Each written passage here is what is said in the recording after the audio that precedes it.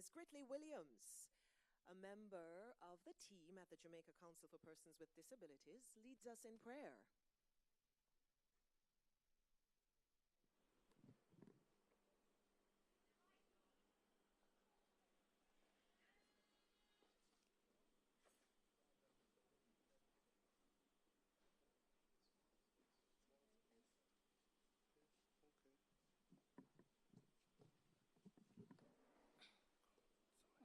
Thank you so much.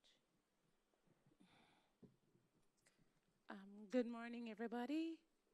Let us pray. Thank you.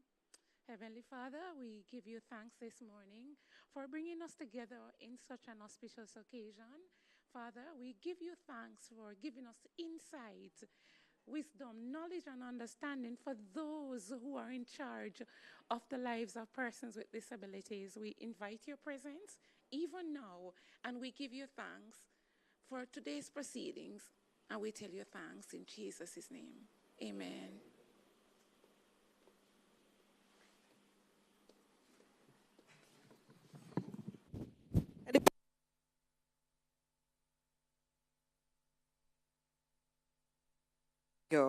If her voice is familiar, it's because she's the telephone operator at the JCPD. Ladies and gentlemen, please be seated.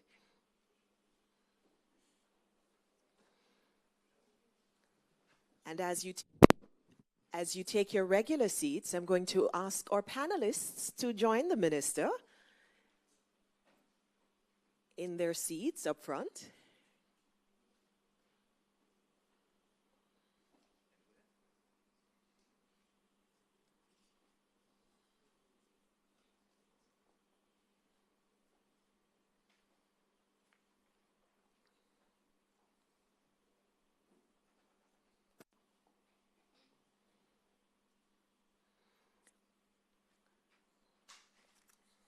So,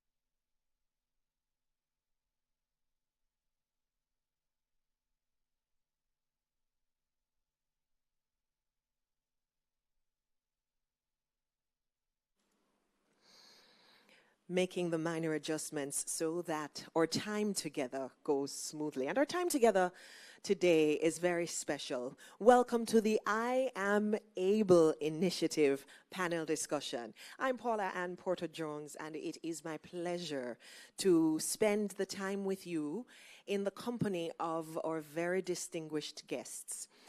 Honorable Pernell Charles Jr., Minister of Labor and Social Security, Dr. the Honorable Norman Dunn, Minister of Labor and Social Security, Dr. Dennis Zulu, United Nations UN Resident Representative, Mr. Colony Banks is with us, Chairman of the Jamaica Council for Persons with Disabilities, Mr. Emil Leiber, Chairman of the Disability Rights Tribunal, O'Neill Grant is President of the Jamaica Employers Federation, Olga Isaza, Country Manager for UNICEF, Renee Morrison, representing the PSOJ, Marilyn McCoy, Executive Director, Jamaica Association for Intellectual Disabilities, Kimberly Sherlock Marriott Blake, Executive Director, Jamaica Association for the Deaf, and Tanika Gunter-Gale from the Early Stimulation Program, Dr. Christine Hendricks, Executive Director, Jamaica Council for Persons with Disabilities,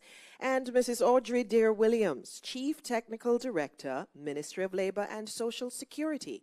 Now, those are the individual names I'm calling, but it is also my pleasure to say, distinguished ladies and gentlemen all, hello and welcome. Today, we have a very important conversation as we seek to foster an enabling environment, building an inclusive Jamaica, and that is the theme. And really what that means is that we are working together to ensure we have a Jamaica where persons with disabilities are empowered to participate fully in national development. What does that mean for our roles in different arenas? Well, that's what we explore today. And we are hoping that you came with ideas and questions to complement the knowledge that will be shared by our panelists as we move through our panel discussion. What we want to do first, though, is to invite our UN resident representative to bring greetings. Can you help me welcome him to the microphone, please?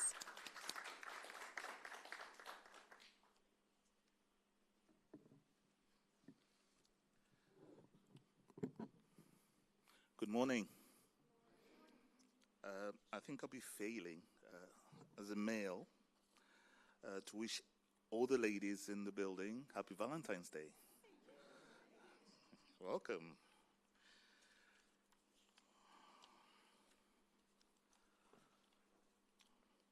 So it is a delight to be here this morning, and let me first of all acknowledge the presence of our dear Minister, Honorable Penel Charles, Minister Dunn, distinguished ladies and gentlemen. I also have issues, challenges in trying to get the protocols right. So, but I know the fact that we have two distinguished ministers here is important for me to acknowledge. But I'm acknowledging every one of us because we're here for a reason, and we're here due to the fact that we have something to do with the subject that we're discussing this morning.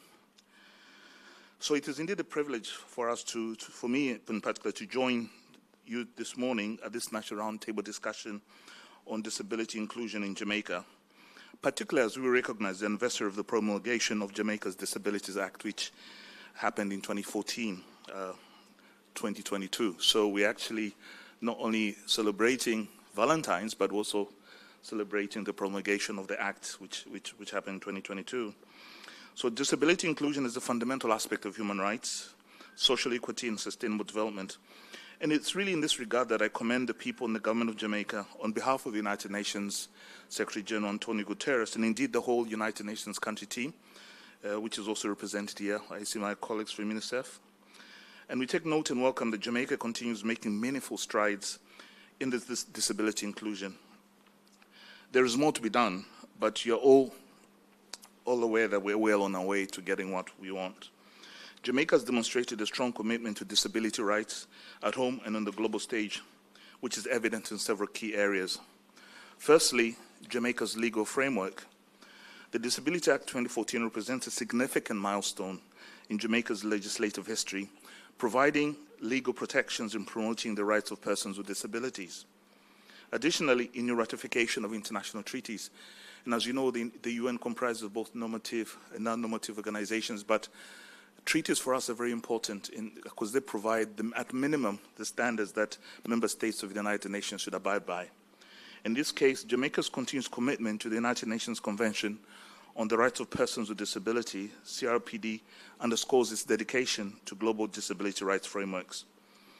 Jamaica also boasts strong institutions, and we're here because of one such institution, possibly the institution, which is the Jamaican Council of Persons with Disabilities, which has been instrumental in implementing the Act, delivering services and championing advocacy efforts to improve the lives of persons with disabilities. Distinguished ladies and gentlemen, honorable ministers, we may take it for granted, but not all countries have an institution such as JCPD and accompanying civil society champions. So it's really an honor for us to collaborate and partner JCPD. Jamaica also continues to mainstream the lived realities of people with disabilities through public awareness campaigns.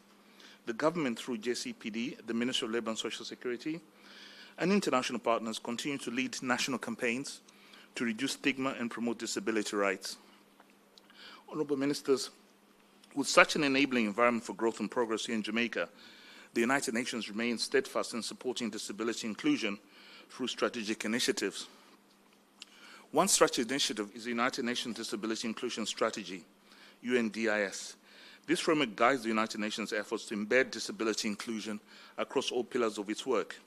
It ensures alignment with the Convention on the Rights of Persons with Disability and the 2030 Agenda for Sustainable Development. Here in Jamaica, the United Nations Country Team Disability Inclusion Work Plan 2024-2025 has localized the global strategy and is strengthening disability inclusion within UN agencies in Jamaica. So far, the key actions that have been taken include a new non-discriminatory employment statement affirming the United Nations commitment to diversity and inclusion.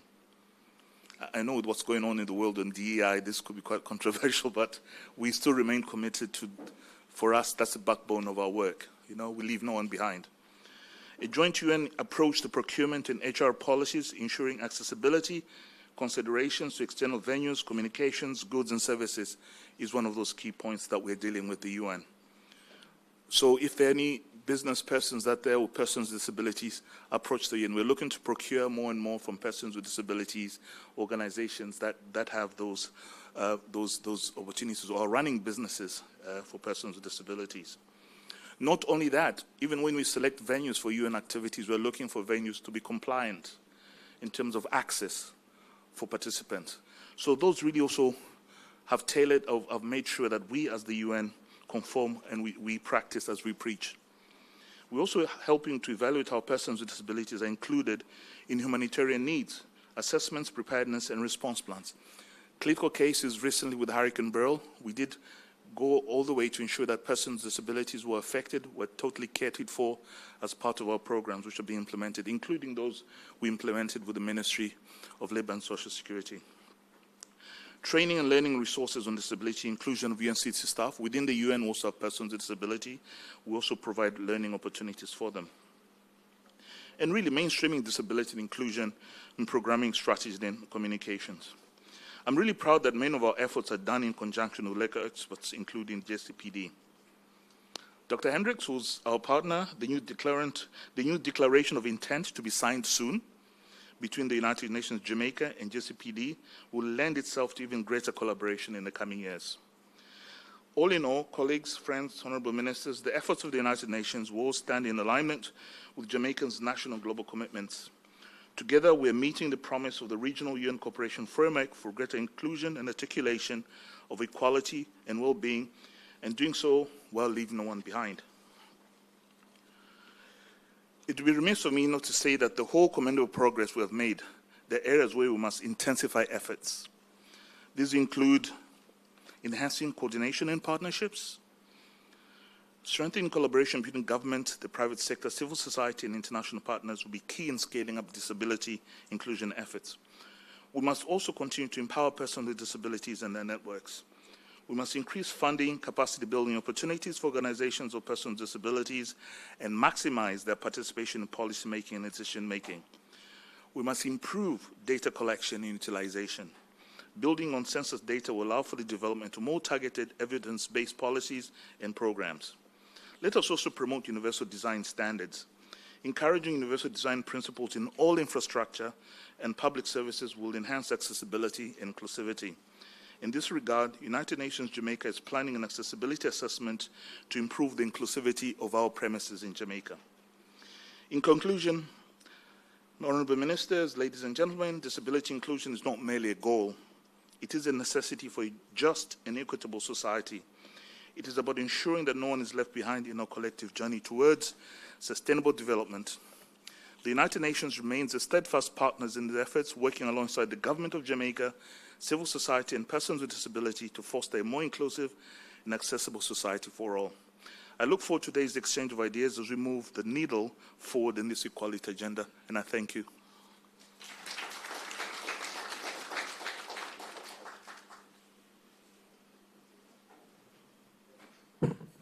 Thank you so much, Dr. Zulu, and your thoughts on mainstreaming disability inclusion are quite provocative. I hope to bring up some of those elements later on in the panel discussion. And so, ladies and gentlemen, we move through the program. We also have remarks at this time from the chairman of the Jamaica Council for Persons with Disabilities, Mr. Colin Ebanks. Please welcome him to the microphone.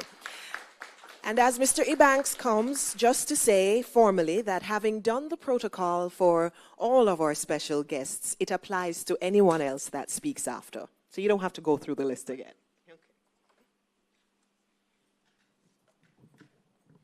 Okay.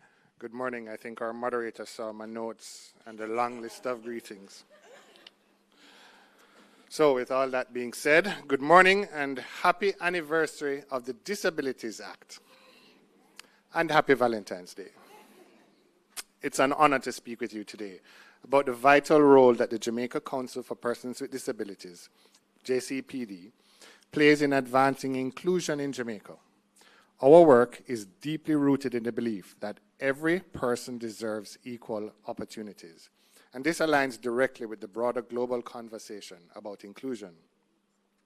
At the JCPD, we are committed to ensuring that persons with disabilities are not only acknowledged, but are active participants in society.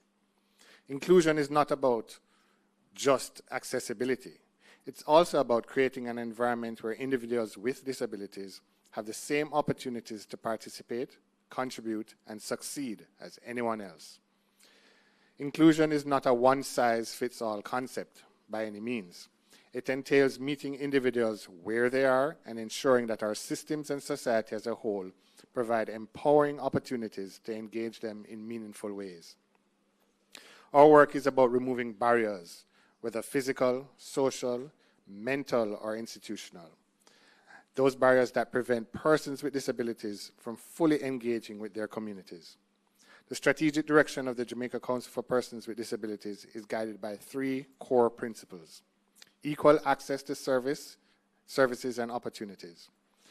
We continue to develop and advocate for policies and practices that ensure persons with disabilities have equal access to education, healthcare, employment, and other vital services. Policy developments and its implementation serve to enhance the creation of an inclusive society that accommodates the diverse needs of persons with disabilities. There's also the aspect of advocacy for rights and legal protection. Through our Access, Compliance, and Investigation branch, as well as our legal unit, we work to facilitate legal protections for persons with disabilities, ensuring their rights are recognized and enforced. This includes monitoring the full implementation of the Convention on the Rights of Persons with Disabilities and the Disabilities Act, and reporting on the adoption of these international and national standards that protect and promote the dignity of individuals with disabilities. Capacity building and awareness. Education is a powerful tool for changing attitudes and behaviors. As part of our strategy, we aim to raise awareness about the capabilities and contributions of persons with disabilities, while providing capacity-building programs to ensure that both individuals and organizations are equipped to engage inclusively. A major part of our strategic direction is ensuring that persons with disabilities are not just passive beneficiaries of policy, but active contributors. We strongly believe in inclusive policymaking. This means that persons with disabilities must have a voice in the development of the policies that directly affect their lives. We actively collaborate with government agencies, private sector partners, and community groups to ensure that persons with disabilities are included in the planning, design, and implementation of social programs and infrastructure. To ensure the sustainability of our efforts, the JCPD also focuses on accountability. We are committed to regularly monitoring the implementation of disability-inclusive policies and programs, evaluating their effectiveness, and adjusting our strategies as needed. This ensures that we are not just setting goals, but achieving real, measurable outcomes. Finally, the importance of partnerships cannot be overstated. JCPD works closely with a wide range of stakeholders, from government to non-governmental organizations, community groups, private sector, and international partners. By working together, we can maximize our impact and ensure that inclusion is woven into the very fabric of Jamaican society. In conclusion, the JCPD is at the forefront of the national conversation on inclusion. Through our strategic initiatives, we are actively dismantling barriers, advocating for equal rights, and fostering an inclusive environment where persons with disabilities are empowered to lead independent and fulfilling lives. As we continue this important work, we remain deeply committed to creating a more inclusive and just society for all Jamaicans. Thank you.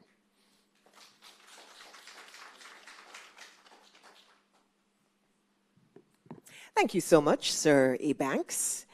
And now, ladies and gentlemen, as we move further into the conversation, into the program, it's important to understand the development of the movement across the years.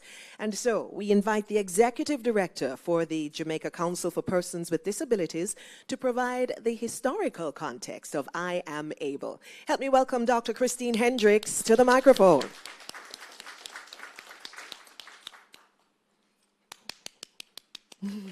As you come.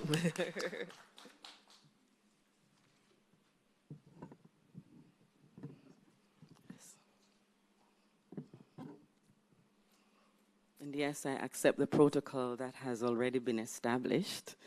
Well, let me greet my minister, Minister Pernell Charles, Minister Dunn, my chairman, Dr. Zulu, and our critical partners in the room, UNICEF, UN, DP, and of course, our disability partners who have been critical in the walk and the journey to this date.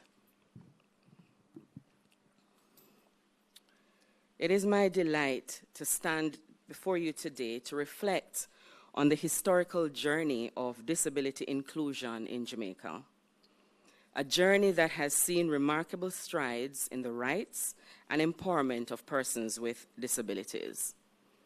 From the grassroots activism of the 1970s to the passage of the Disabilities Act in 2014 and its coming into effect in 2022, this journey has been both challenging and inspiring. It's a journey of advocacy, policy change, and most importantly, the empowerment of individuals with disabilities. Early developments, 1970s to 80s. The disabilities rights movements in Jamaica gained significant momentum in the 1970s with growing awareness and activism within the Jamaican society. One of the earliest and most impactful movements emerged from the Jamaica Society for the Blind, JSB, where individuals who were blind began advocating for greater participation in the decision-making processes of their organization. This advocacy led to blind persons assuming leadership roles, thereby improving services for the blind and visually impaired. It marked a shift towards recognizing the importance of leadership from within the disability community itself. A pivotal moment came in 1981 during the United Nations Declaration of the International Year of Disabled Persons, and many of us would remember that. I was a child, and so I remember, IYDP.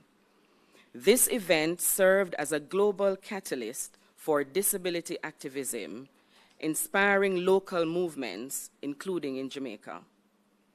The same year, the Combined Disabilities Association was formed. The CDA became an essential voice of advocacy for the broader community of persons with disabilities. The formation of the CDA also led to Jamaica becoming a founding member of Disabled Peoples International, DPI, in 1981, which provided international support and strengthened the local disability movement. National policy and legislation. The commitment toward disability inclusion in Jamaica progressed significantly in the 1990s and 2000s, with the Jamaican government beginning to formalize its commitment to addressing the needs of persons with disabilities. In 2000, the National Policy on Persons with Disabilities was approved, outlining a comprehensive framework for improving the quality of life for persons with disabilities. The policy focused on key areas such as education, employment, health, housing, transportation, and accessibility. The advocacy of the community of persons with disabilities played a crucial role in the development of Jamaica's legal framework for disability inclusion. These efforts culminated in the Disabilities Act, which was passed by the Jamaican Parliament in October 2014 and came into full effect on February 14, 2022. The Disabilities Act provides a comprehensive legal framework aimed at promoting the dignity, freedom of choice, and independence of persons with disabilities. Jamaica's role in the international landscape for disability inclusion was forward and unwavering. Jamaica, through our now Professor Floyd Morris, and then Director General of the Ministry of Labor and Social Security, Mrs. Faith Inerarity of blessed memory, led the charge on behalf of Jamaica with the negotiations for the United Nations Convention on the Rights of Persons with Disabilities, which resulted in Jamaica being the first signatory ratifying the convention when it was ready and opened in 2007. As we celebrate these milestones, these significant milestones, challenges remain. These include the full enactment of all the principles of the Disabilities Act and overcoming the persistent societal stigma surrounding persons with disabilities. However, the Jamaican government has outlined several plans to continue addressing these challenges. The expansion of the early stimulation program to reach more children with disabilities, ensuring early intervention and support. Strengthen the private sector engagement to promote inclusive hiring practices and vocational training programs. National Accessibility Plan development to enhance physical and operational accessibility across public and private sectors. The continued support for persons with disabilities through grants, vocational training, and advocacy services remains a critical priority for the Jamaican government. The role of the Jamaica Council for Persons with Disabilities. The Jamaica Council for Persons with Disabilities has played a crucial role in advancing the rights and well-being of persons with disabilities. The need for vocational rehabilitation for persons with disabilities was recognized during the late 1960s by the then government, but practical steps to establish the Jamaica Council for Persons with Disabilities, then named the Jamaica Council for the Handicapped, were taken after a meeting with a delegation from the community of persons who are blind with Deputy Prime Minister at the time, the Honorable Seymour Mullings, in 1972. Arising from that meeting, the government of Jamaica officially requested the International Labour Organization to assign an expert in the vocational rehabilitation field, and Mr. Edward George Johnson was dispatched. Mr. Johnson, an ILO expert, arrived around March 1973 to advise the government on the establishment of the JCH, Jamaica Council for the Handicapped at the time, which came into being in July 1973. During his first 2 years, the council established sheltered workshops such as Fort Charlotte in Lucy, Hanover, Boatyard in Port Antonio, Portland, Paradise Prince in Kingston, a workshop at the Maypen Infirmary in Clarendon, the Assessment and Guidance Center in Kingston. The Assessment and Guidance Center started as a pre-vocational center to prepare clients for the sheltered workshops.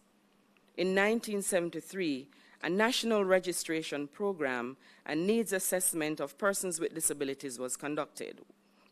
Out of this needs assessment, several programs were established. One of these programs was the Office Training Center, which was built in September 1977, but closed in 1981.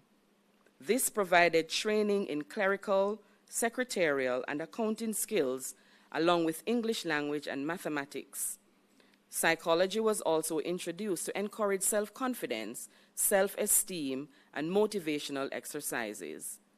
Daily living skills was also an integral part of the training.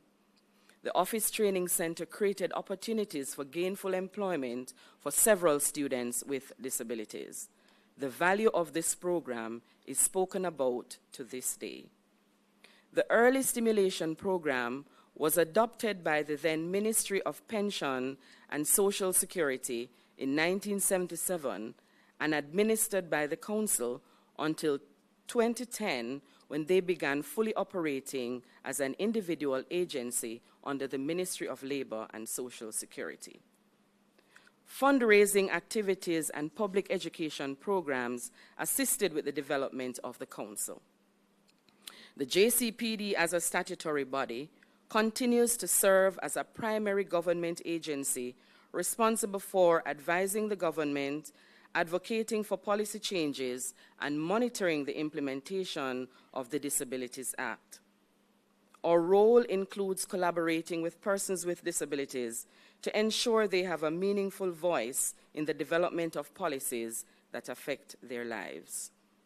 Through this collaboration, the JCPD has contributed significantly to the national conversation on disability inclusion, ensuring that persons with disabilities participate in creating information that is shared both with them and the wider public. Our efforts alongside the government, civil society, private sector, and our UN partners, such as UNICEF, have been solidifying our efforts over the years in helping to build a more inclusive Jamaica. In conclusion, the journey of disability inclusion in Jamaica has been marked by tremendous growth and progress, from the early activism of the 1970s and 80s to the legislative milestones of the Disabilities Act and the ongoing efforts of the Jamaica Council for Persons with Disabilities under the Ministry of Labor and Social Security. While much has been achieved, the journey is far from complete. We must report internationally annually through the Conference of States Parties at the UN, and every 4 years to the United Nations Committee on the Rights of Persons with Disabilities on how Jamaica is implementing the Convention on the Rights of Persons with Disabilities and, by extension, the Disabilities Act. We have much work to do, and so we must continue to push for the full implementation of the Disabilities Act, combat stereotypes, and create a society where persons with disabilities can fully participate in all aspects of life. Together, we can build a Jamaica that truly upholds the dignity, rights, and independence of every individual, regardless of their ability. Thank you.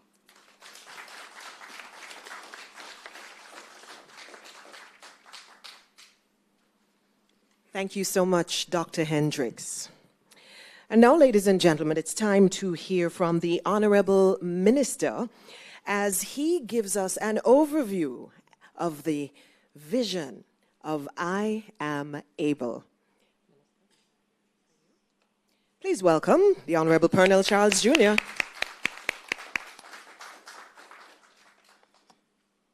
Thank you so much. Let me, of course, acknowledge our moderator, Mrs. Paula Ann Porter Jones, who is certainly a national treasure here in Jamaica, for those who don't know.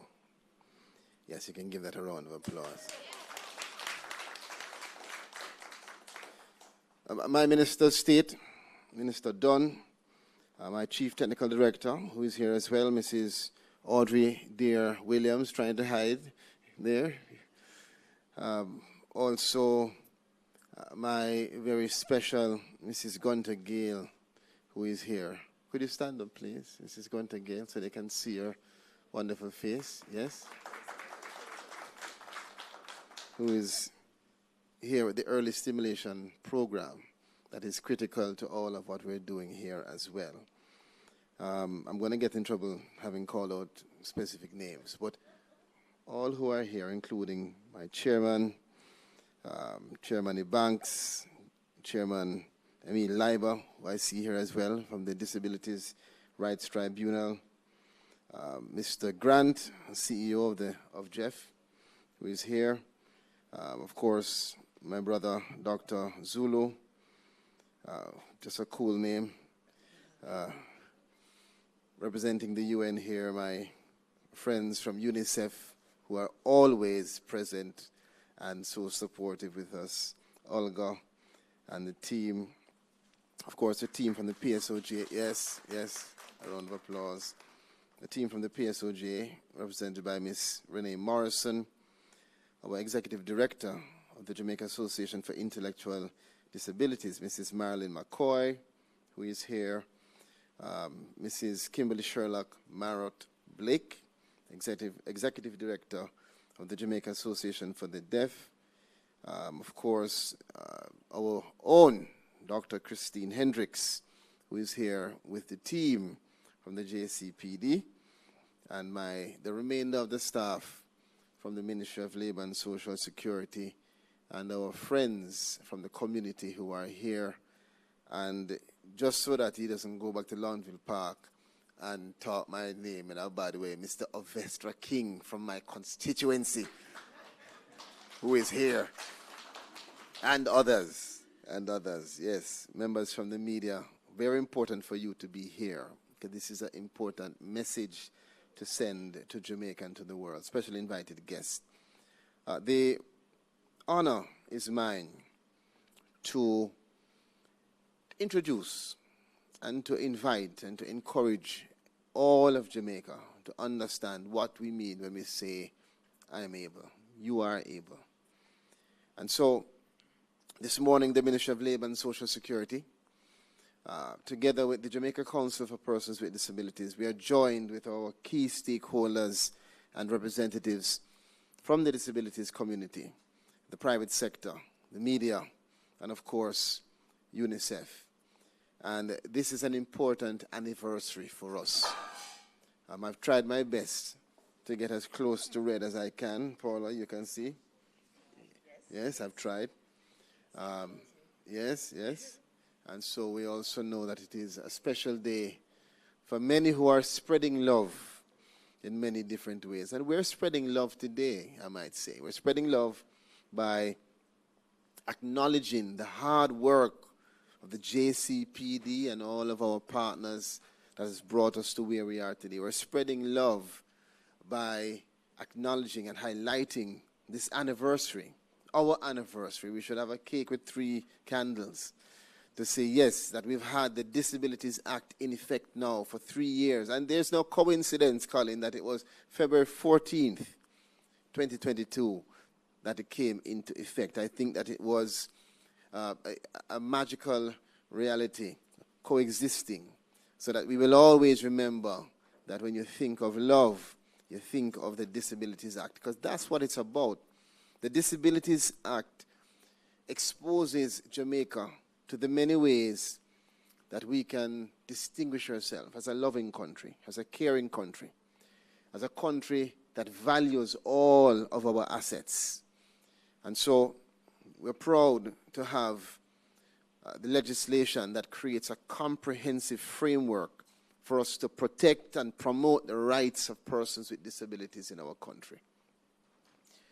It also means that we have the responsibility of ensuring that we educate our citizens, that we encourage our citizens, and we empower them with the knowledge and the tools to spread this love. And so the I Am Able campaign, that initiative, coined by us, with a particular focus on persons with disabilities, but I want you to think about it. Isn't it every Jamaican that is impacted by this powerful message? Don't we all need to hear it, regardless of our circumstances?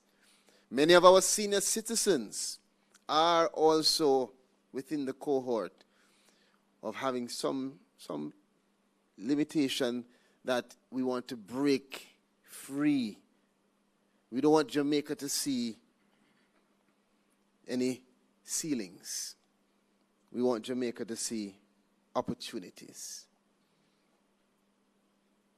I remember when I first spoke as minister, I was listening to the moderator speak about persons with disabilities, and I said to myself, you know, it's funny how technology and innovation has changed the world.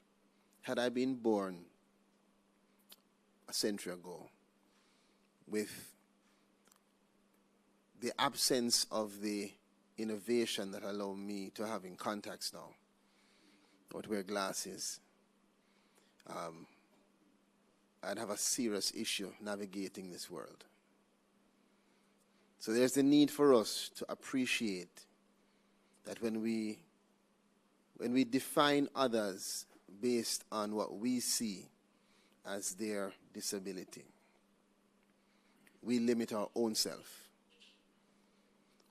Every single person in Jamaica needs to understand that this legislation is about them. It is not about persons with disabilities. We all need to take up the legislation and read it and let it become a part of our daily operation, whether it is in our church, our school, our business, government, private sector, because we are all able. We are all able. I'm proud that we have this campaign.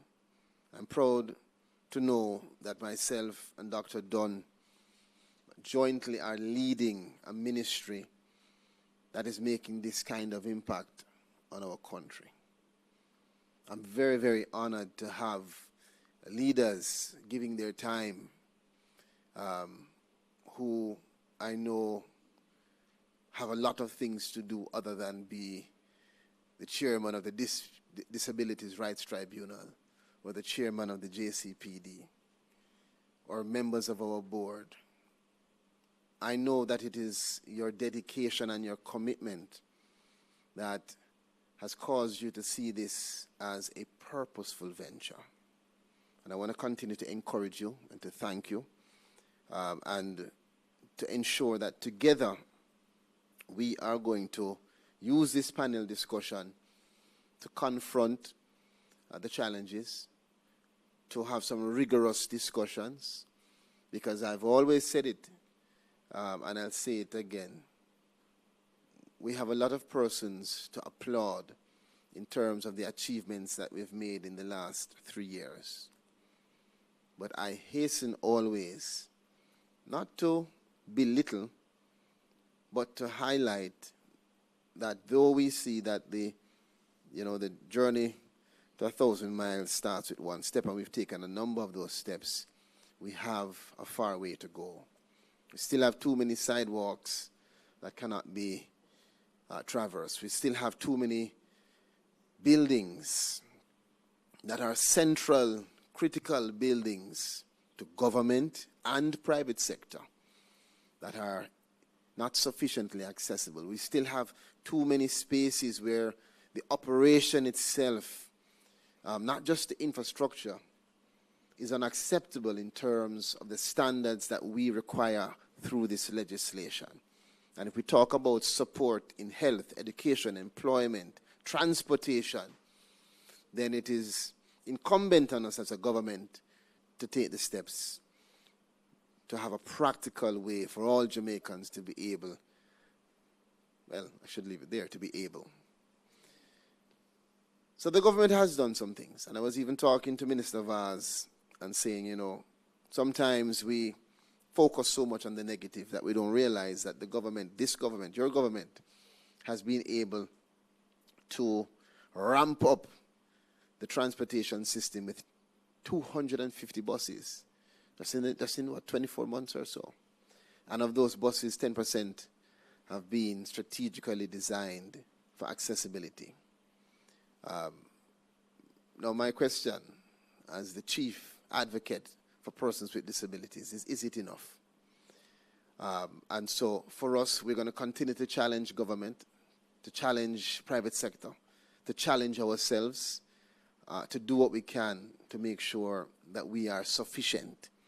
While we also say, yes, we applaud this Prime Minister and government for what has already been achieved.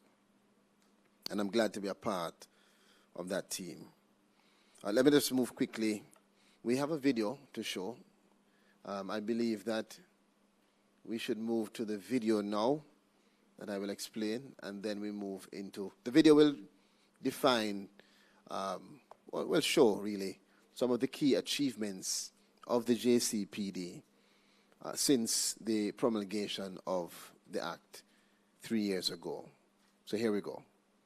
Since the promulgation of the Disabilities Act 2014 on February 14, 2022, these are the key achievements of the Jamaica Council for Persons with Disabilities. The Margaret Moody Scholarship awarded 6 scholarships to returning students. There was also the establishment of the Jamaica Council for Persons with Disabilities. There was one draft of the Code of Practice on Employment that was developed.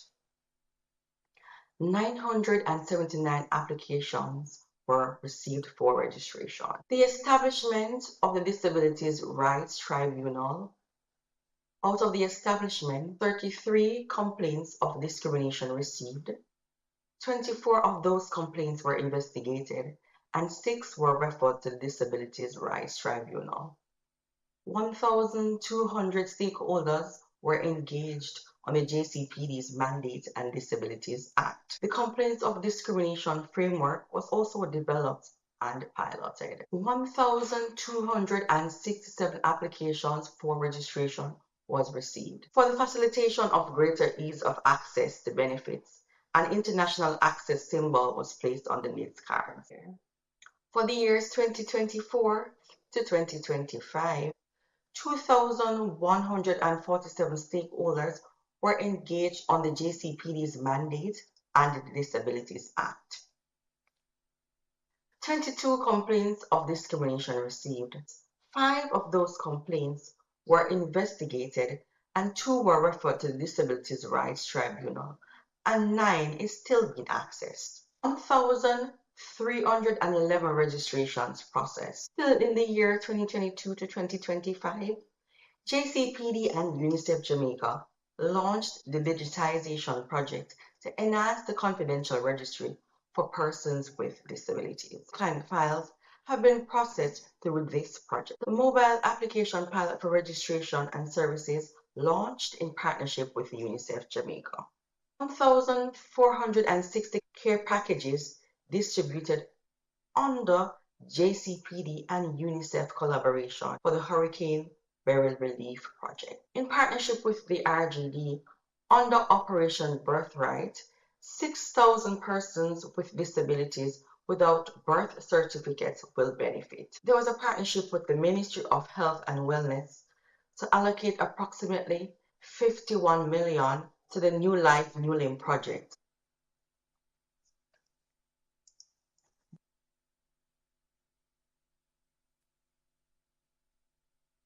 Yes, a round of applause. So what it means is that we have some real tangible achievements, and it is critical for us as we move forward to salute that and to really appreciate and acknowledge everyone that has contributed. Many of the names you're not going to hear. Many of the persons who have contributed, you may not see them, but they have played their role, and we want to acknowledge all of the Jamaicans, all of our friends who have brought us to where we are now. Now I'm going to go through a presentation that will assist us with the overview and will introduce to us in a little bit more detail the I Am Able initiative. All right, I'm going to try. There you go. Great. And I want it to be known that I was the one who put the blue in I Am Able initiative. That was my contribution to the slides. It really lit it up, I must say. All right. Okay, now, for all of us, we can agree easily. We want a Jamaica where everyone thrives. And that means not just surviving. It means being able to achieve that full potential. And a Jamaica where you have that is a Jamaica where you have the I Am Able initiative in action. And the I Am Able initiative is one that really calls for all of our citizens, regardless of your abilities, to be able to have that full potential. And there are some key pillars. Equality, which means equal opportunities for all of our citizens. Inclusion, of course, which is not just getting you into the room, but having you in the room involved in the mechanisms, in the operation, what's taking place. And empowerment. And empowerment is a word which is often used, but I don't know if it is fully understood. Empowerment is more than just handing a tool. It is providing a tool and providing the knowledge and providing the support to make sure that based on your circumstances, you can unlock your potential. And so we want to have equality, inclusion, and empowerment as key pillars of this initiative. Now, you would have seen all of the achievements that were displayed in our previous video. And as we said before, as we look and acknowledge our achievements, we also acknowledge the challenges, the barriers that we have to inclusion. And we know that there are some significant barriers. And if you have any conversation with persons with disabilities, they are bold, they are articulate, they communicate the issues, and they really do make an effort to ensure that others understand what it means to have limited access or restricted access to transportation. I mean, somebody, a friend of mine who I was speaking to, went into detail to really define for me the challenge that he has in just accessing the steps to go into the bus. And sometimes we take things for granted, but there is technology now that will alleviate those issues. And so that's why we have as a policy now for 10% of those buses to be sufficiently fitted to at least reduce that restriction. Also, a big ticket item is the discrimination. Any discussion that you have around persons with disabilities will center around the ignorance of other persons in how they discriminate against persons based on their disability. And this is something that we really seek to reduce. And of course, the inaccessible infrastructure, which I think we all understand. It just simply means consideration and putting into consideration when you are building. So our architects, our engineers, all of those project managers. And, as Dr. Hendricks often says, you think that you're building that ramp for me. You may have your own circumstance, even if it is not permanent, where that ramp will come into some kind of facility for you. So let's all be considerate as we build the Jamaica that we seek to develop. Now, the Disabilities Act 2014, which came into effect in 2022, as you know, we defined it as a comprehensive legal framework to protect and promote the rights of persons with disabilities. But it is much more. And we have broken down for you in simple format. I think it's on the next slide. Yes.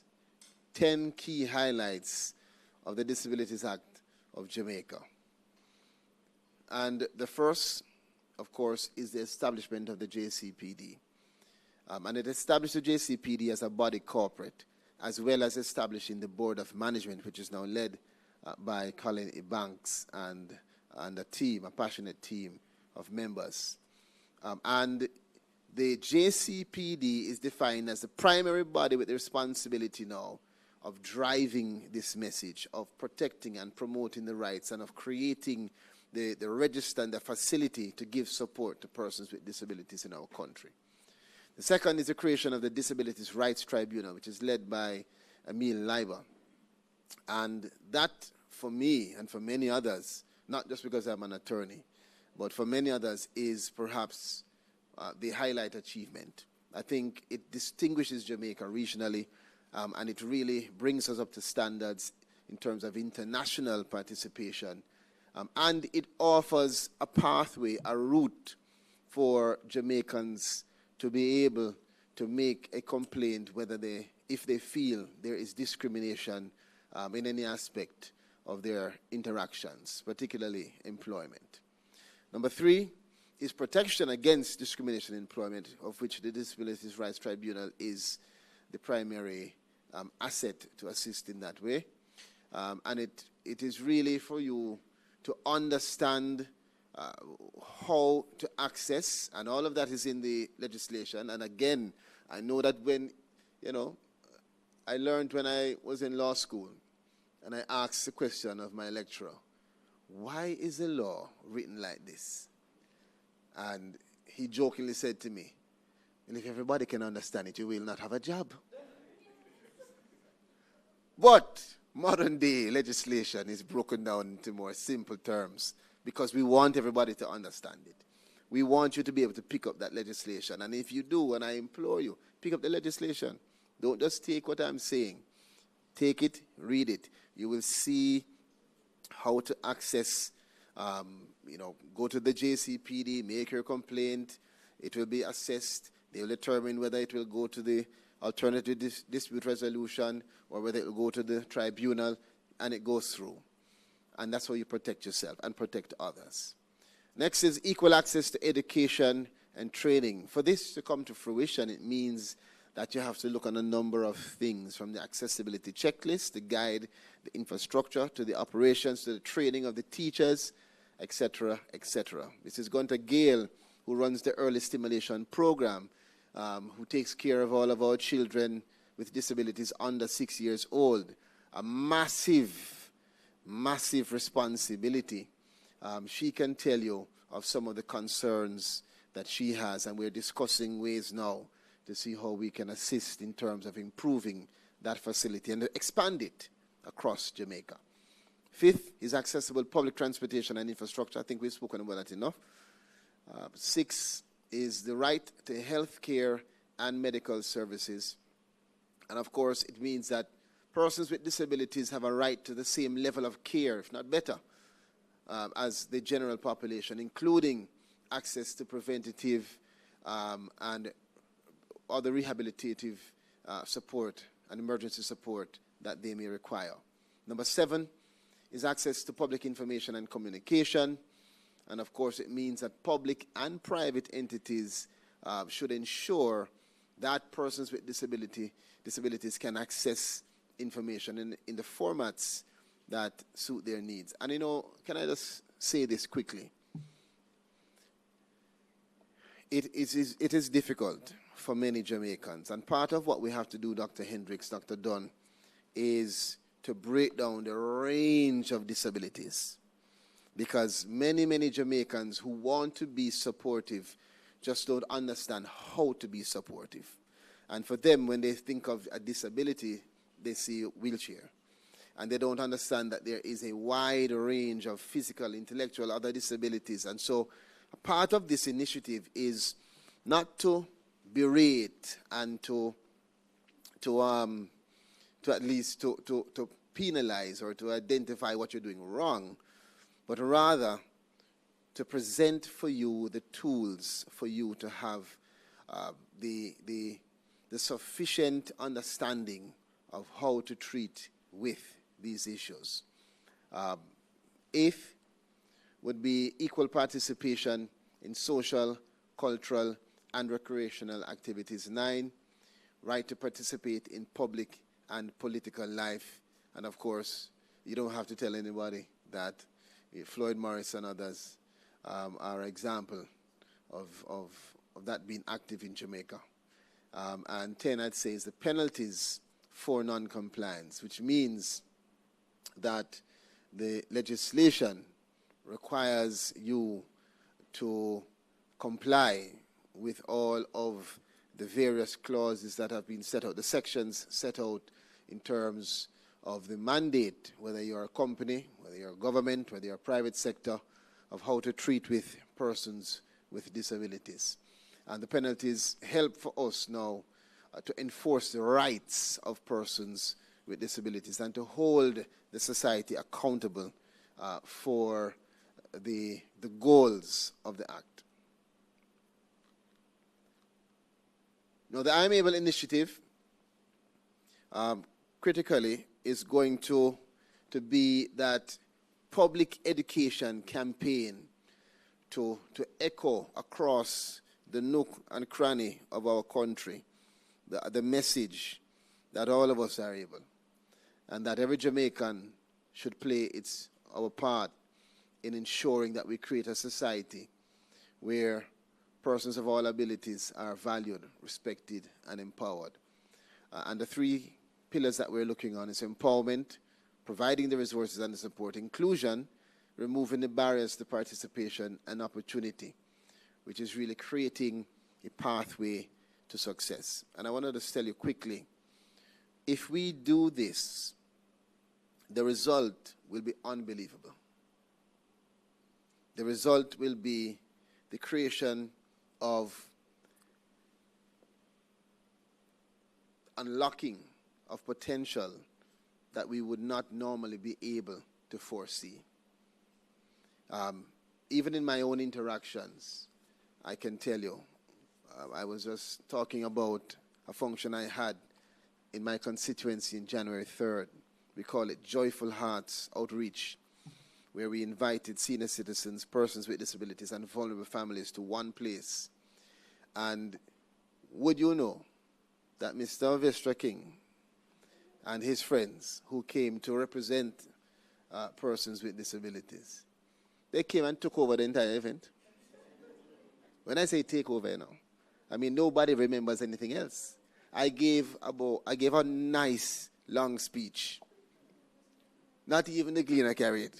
All they carried was how the blind community stole the show. And I mean, I could never be prouder, because we were able, and I don't mean just proud of Vestra. He doesn't need us to lift him up. It is proud of my team, because they saw the importance of this and created this facility. And I can tell you they haven't stopped talking yet about the amazing result, the explosion of energy that came just from creating that opportunity. And it was not planned. This is not something that was on our agenda. They just came in, took over, and this was the result. So empowerment, inclusion, opportunity, I say it will lead to amazing success. Partnership with purpose. Now, of course, and I'm going to move quickly ahead. I can see Dr. Hendricks saying, Minister, time, you're being a politician, hurry up. The success of this initiative depends on all of us working together. That's what it means. It's pretty simple. I don't need to go into it further. We have to work together, we have to collaborate, we have to partner if this is actually going to be sustainable, like anything else in life. And so this initiative will design projects to fit the specific needs of that range of persons with disabilities and invite local, regional, international groups, individuals to come in and give support. And this initiative that we call I Am Able is going to partner with another initiative that we have started, which is the Jamaica Partnership Program, which, coming out of the Ministry of Labor and Social Security, will provide an opportunity for us to make it easier, simpler, to coordinate efforts to connect solutions to challenges and people to people. Many times you have Jamaicans who are living in New York or wherever, and they want to give back. But they don't know what to do. They don't know what to give back to. They just want to give back to Jamaica. Well, we are going to create a set of projects that will be defined to meet the specific needs of persons with disabilities that you can participate in. We are going to also provide you with the support that if you have a project and you want to make it work in Jamaica, we give you that support through the Jamaica Partnership Program. And if you have the support, if you, like Mrs. Blake, if you have the money in your pocket and you want to give but you're not sure how or to what, we will work with you to define a purposeful project. I extended this to the service clubs when I spoke to them within the last 2 months. Rotary Club and, Kiwanis. And I would love for them to be among the first partners in the Jamaica Partnership Program and for us to define a project.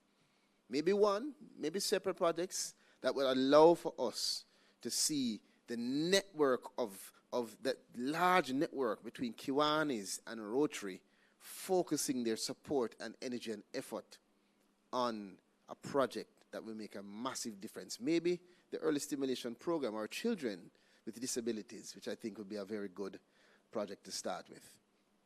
Of course, so this is government, business, and communities. Next is the role of technology. And of course, you know, we have assistive devices, we have web accessibility, we have mobile apps, and if you talk to any of our friends, they'll tell you that they have different types of devices depending on the circumstance that they're in, and we must help. Again, the projects that we spoke about will also assist in us defining the technology, depending on the situation, and getting support to provide the access in terms of resources for us to be able to empower the persons with disabilities. And UNICEF, I'm glad you're here. I know that you have a lot of the resources, not just financially. I mean, I'm not saying not financially, but I know you have the resources in terms of the network that can tap into the technology being used elsewhere that we could adopt here in Jamaica. Looking forward to that. Thank you.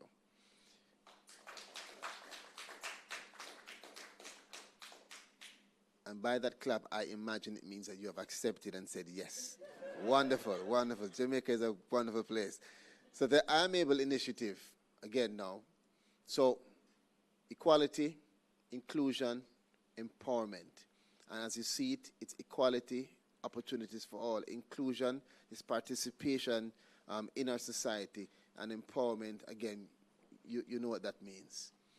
And we want to see a Jamaica where our people are recognized, respected, and provided with an opportunity to be all they can be.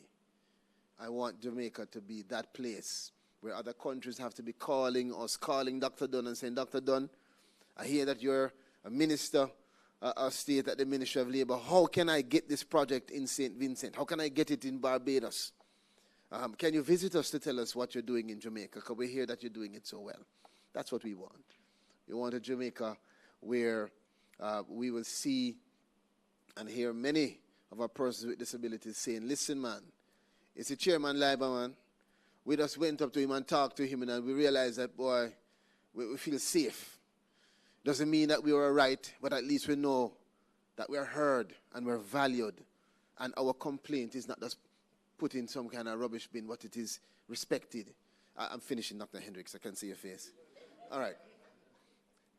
All right, so the call to action, which I'll leave that, that's supposed to come after, right? Yes, so I'll leave that. Dr. Dunn will do that for me because I have to run at a certain point. But let me just close off by saying this. We are at a critical point. I want to acknowledge Senator Floyd Morris, my church brother as well. We don't talk politics in church. But I want to acknowledge him, and I want to acknowledge the several other Jamaicans who, despite challenges, have proven that with the right attitude and determination, you can make it. I want to acknowledge the 2 females that we took out of the Abilities Foundation agricultural program, who became the first 2 female farm workers sent by this minister and Minister Dunn overseas in a deliberate way as part of our farming program, because they have done so well that they have opened the door for others because of their hard work. Mr. Grant, we had a call for 2 more. So we now have 2 more that have gone up, 2 males. And because of their hard work, I just received another request for more. And this is the first time I'm announcing it. And I said it when we started this discussion about 1.5 years ago, that I've been so inspired by my friends who have shown me that those of us who are yapping and complaining about what we can't do, when there are others that are in situations that we would not want to be in and getting it done. It is your attitude that you need to change. And when you change that attitude, you find that you become more purposeful. Yes? And I knew that we would depend on the persons with disabilities to go up and show off. And they have really made Jamaica proud, and they're going to continue to do so. The last thing I'll say is this. The Disabilities Act requires us in Section 48, I believe it is, to do a review. And we have initiated that process. We will be defining a joint select committee of Parliament, of both houses, to review the Act and to ensure that we provide a full assessment to identify any gaps in terms of the legislative framework, and to look on the standards and the application in the Act. And so I take this opportunity, because I may not see you all in this format again, to say to all of you that we encourage your participation in that process. We want all of Jamaica and all friends of Jamaica to participate in making sure that our legislative framework is not just strong, but that it is relevant and that it continues to be relevant going forward. I want to thank you. Thank you very much. One love.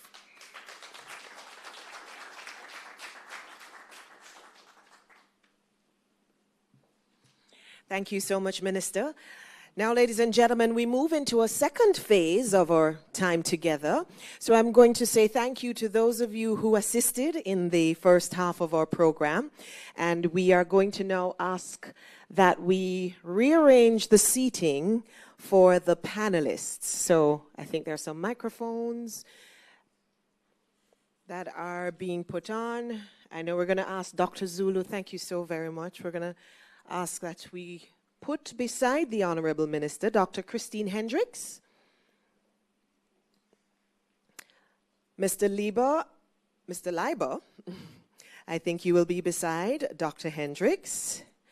Mrs. Marilyn McCoy will be beside Mr. Leiber. Mrs. Marriott Blake will be next, and then Mr. Grant, where you are.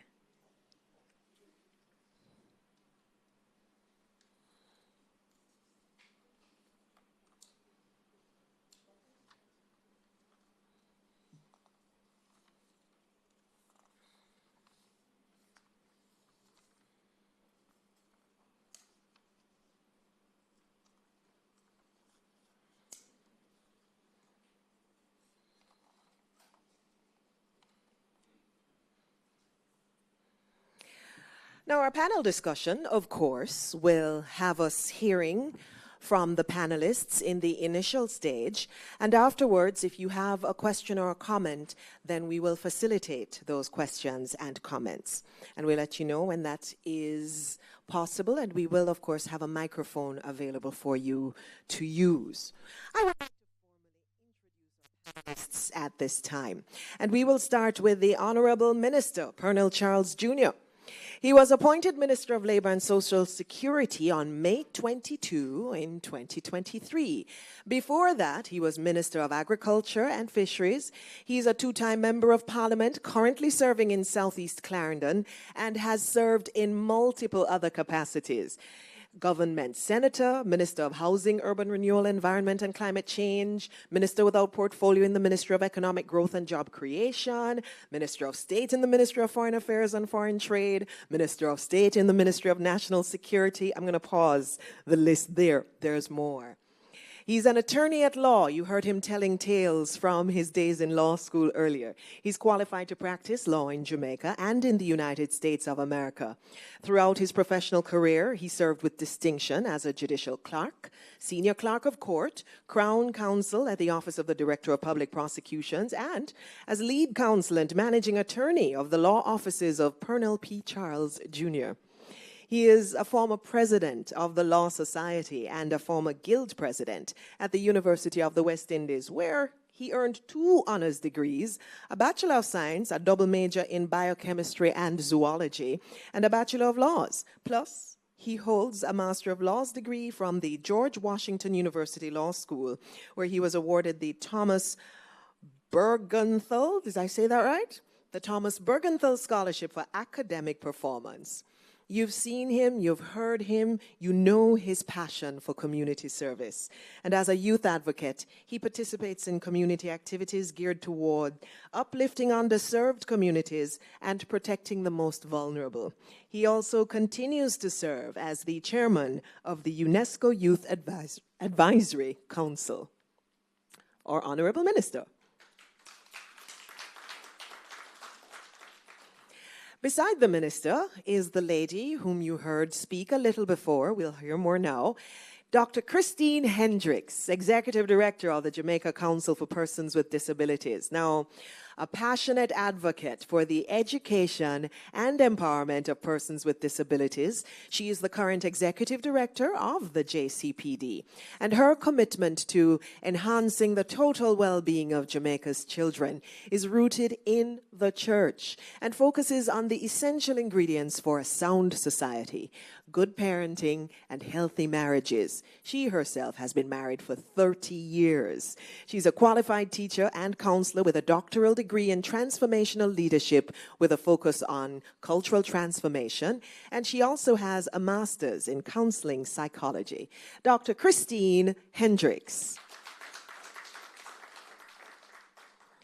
Beside Dr. Hendricks, we have Mr. Emile Leiber. He is the managing partner of the firm Dunn Cox, a former president of the Jamaican Bar Association, first vice president of the Jamaica Chamber of Commerce, and the first appointed chairman of the Disabilities Tribunal. He's a member of the Board of Management of Tax Administration Jamaica, a director of the Planning Institute of Jamaica, a member of the First Instance Tribunal of the Betting, Gaming and Lotteries Commission, and he brings over 22 years of experience as an attorney at law practicing in the areas of entertainment, did I say entertainment? Employment law, which must be entertaining for him, commercial litigation, property law, and maritime law, acting for international and local clients, appearing in the courts at all levels. He's appeared in front of the Joint Select Committees of Parliament, made submissions on draft legislation on behalf of the Jamaica Chamber of Commerce and the Jamaican Bar Association, a contributor to the World Justice Project and Doing Business reports, and he's authored articles that have been published locally and internationally. He's also an associate tutor in civil procedure and practice at the Norman Manley Law School and has advised on matters involving the law relating to strata developments, restrictive covenants, contested sales, applications for statutory approvals, and commercial developments. There's more, but I'll stop there. A round of applause, ladies and gentlemen. Emile Leiber. Beside him is Mrs. Marilyn McCoy, the Executive Director of the Jamaica Association on Intellectual Disabilities, with responsibility for steering the organization and managing its operations. Now, she holds a master's degree in special education, a diploma in teaching, a certificate in NGO professional management, and she's an advocate with over 40 years' experience in supporting people with intellectual disability. Her nonprofit career started in 2001 after 16 years as an educator. And in that role, she's collaborated with agencies to strengthen the systems of support to persons with ID, coordinated schools to work transitions and adult services, designed programs to strengthen the participation of persons with intellectual disability in employment, and empower key stakeholders to facilitate their success.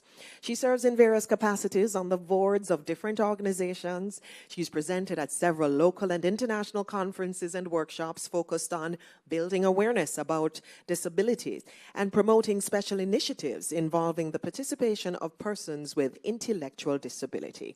Mrs. Marilyn McCoy. Next is Kimberly Sherlock Marriott Blake and Company.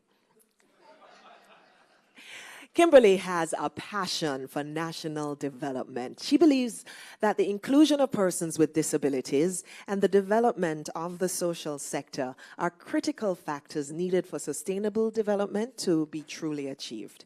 She holds an MSc in International Development with special focus on poverty, inequality, and development from the University of Birmingham. She has a BSc in Child and Adolescent Development with a minor in Early Childhood Education from the University of Technology, Jamaica. She is an Immaculate Conception High School alumnus, a U.S. Embassy International Visitor Leadership Program alumnus, a 2016 Chevening Scholar, a 2018 Prime Minister's Youth Awardee for Excellence in Youth Development, and there are other awards. In her professional capacity, she is Executive Director of the Jamaica Association for the Deaf, managing the development of the over 85-year-old organization with the support of a well-rounded management team, staff, and board, working to provide a range of services to the deaf and hard-of-hearing community in Jamaica. She also sits on the Board of Management for the Jamaica Council for Persons with Disabilities, as well as the Board of Directors for the Public Broadcasting Corporation of Jamaica and the Executive Board of the Center for Voluntary Social Services. Her work and efforts have been inspired by the words of Professor the Honorable Sir John Golding, founder of the Mona Rehabilitation Center in Jamaica. The greatest of all mistakes is to do nothing because we can do so little. Kimberly Sherlock Marriott Blake. And closing our list of panelists today is Mr. O'Neill Grant. He's the Chief Executive Officer of the Jamaica Employers Federation. He constantly expresses that without there being employers, there can be no employees, and vice versa. So his work with the JEF has been to create and enhance workplace harmony in line with the objectives of the JEF.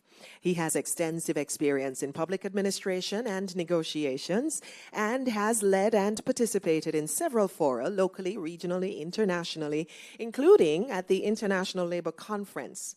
He was awarded the Order of Distinction Officer Class for his work to the trade union movement and the public sector. Ladies and gentlemen, Mr. O'Neill Grant.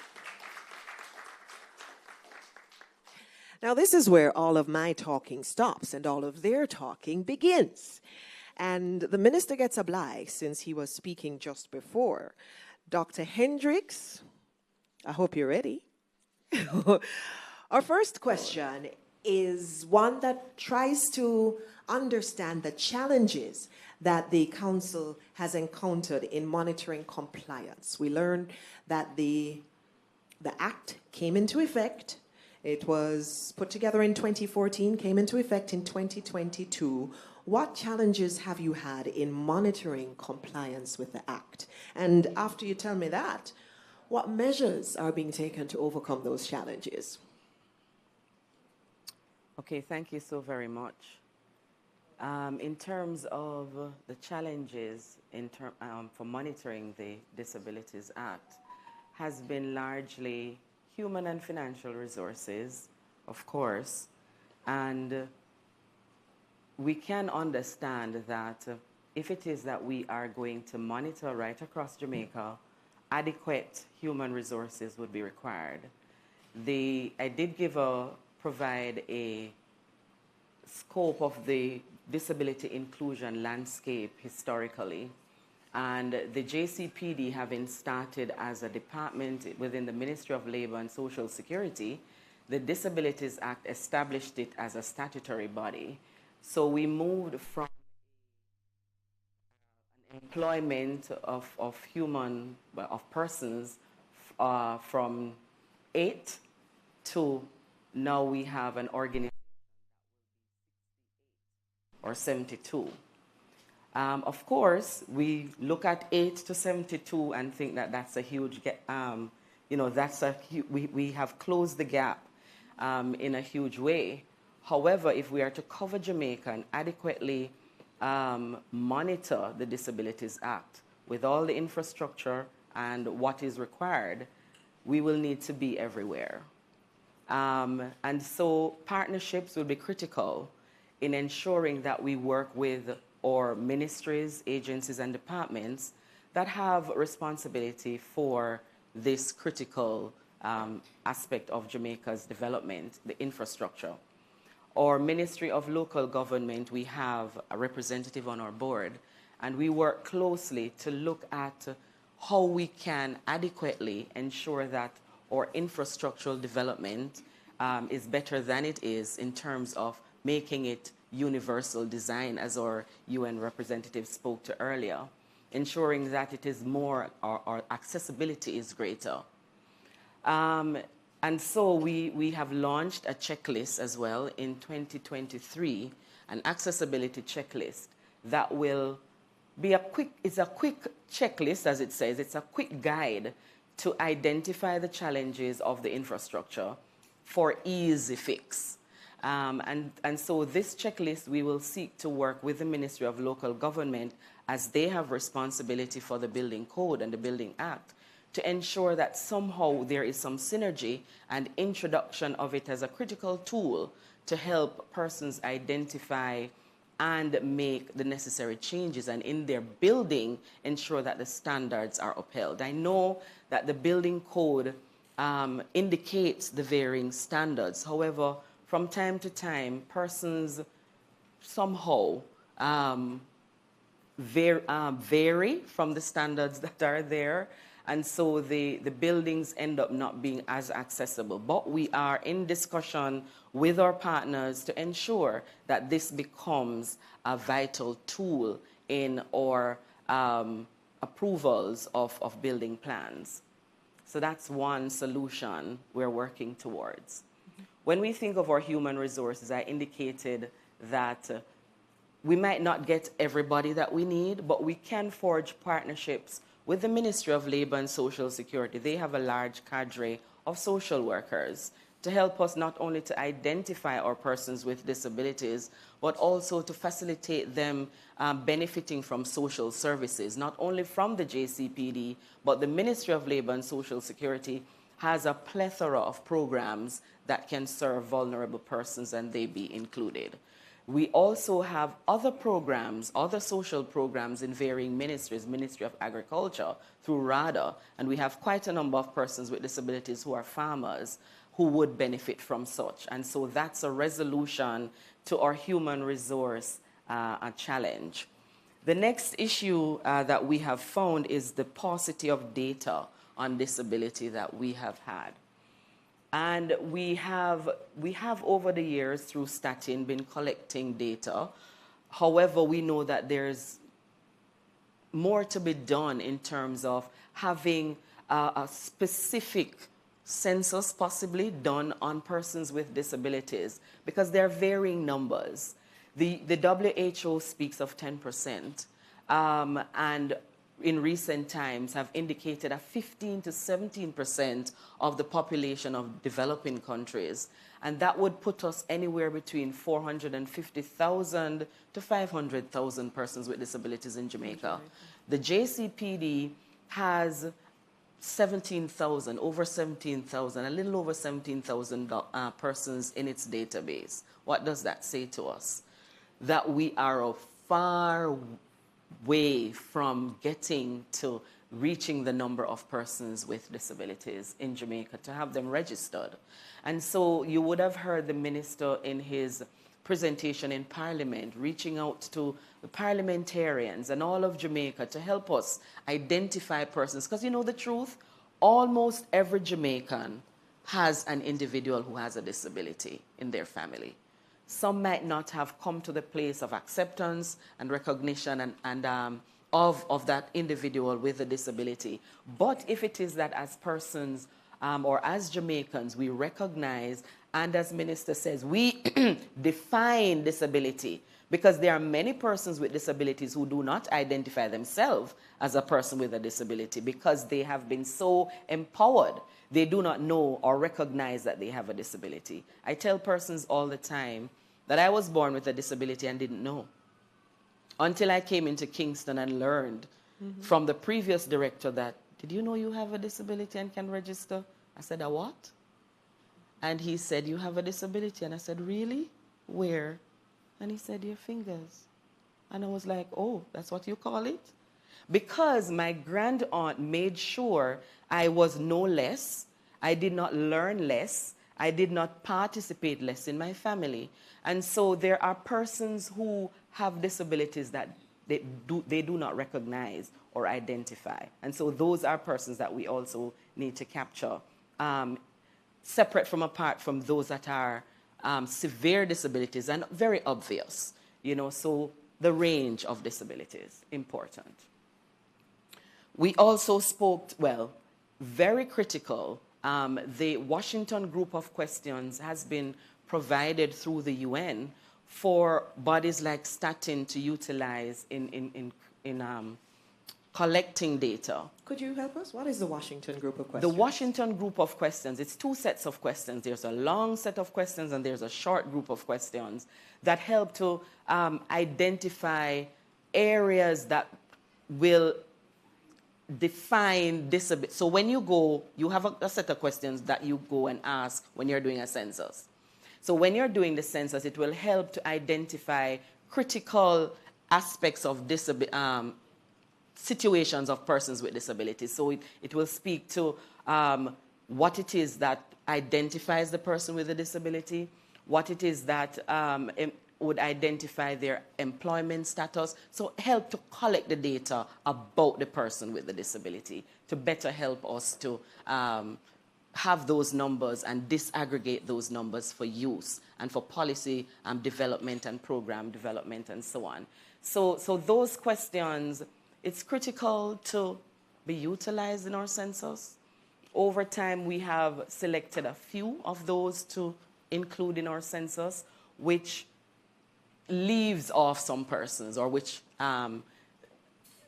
does not identify persons with disabilities in all the areas that we need to have the information on. So it is important, I believe, that a census for persons with disabilities specifically be done. And that is something that I have mentioned to our international partners, that it is something that we will need to look at in terms of how we can get the real number of Jamaicans who have disabilities. We have been identifying through the disability organizations, through the early stimulation program, through the JCPD, but it is still not everybody, because we still, as I said, 500,000, 17,000. So we can see the gap there. Additionally, policy change.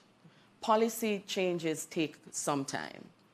And that's one of the challenges that we have, because we have policy in Jamaica, and for it to become inclusive, every ministry, every agency, every department, every private sector need to understand their role that they play in ensuring disability inclusion. And so this I'm Able initiative is one in which the minister, having identified a whole of Jamaica approach in disability inclusion, will help us to know that when you have a policy, ensure that it is so crafted that disability comes out in it. You are deliberately targeting persons with disabilities, employment, so workplace hiring practices, varying policies across Jamaica. We need to ensure that disability inclusion comes into it.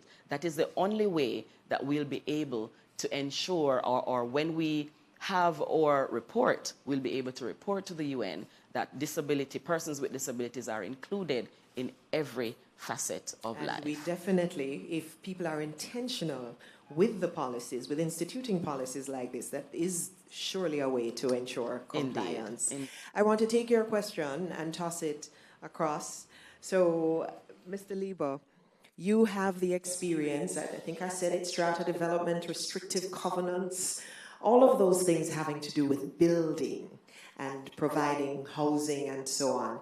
We spoke to some persons Doc referred to situations where perhaps some people get away So you're building, but for some strange reason, they happen to bypass the area that says there should be these facilities, these ways of accommodating persons with disabilities. How much of an issue do you see that as for us in Jamaica, both in terms of, I want to use the term legacy, but buildings that are already in place and the ones that we are now erecting? All right, thank you for that. Well, let me first say that the tribunal, we only address complaints as they come to us. So we can't originate matters, but things of that nature in terms of housing, there's a duty of reasonable accommodation, you know, because there's this balance that you have to strike in the Jamaican society. Because I'm sure there are some persons who will say, well, you know, if I were to put in a ramp, put in an elevator, put in those things, that would make my project or development cost prohibitive and that type of thing. And so you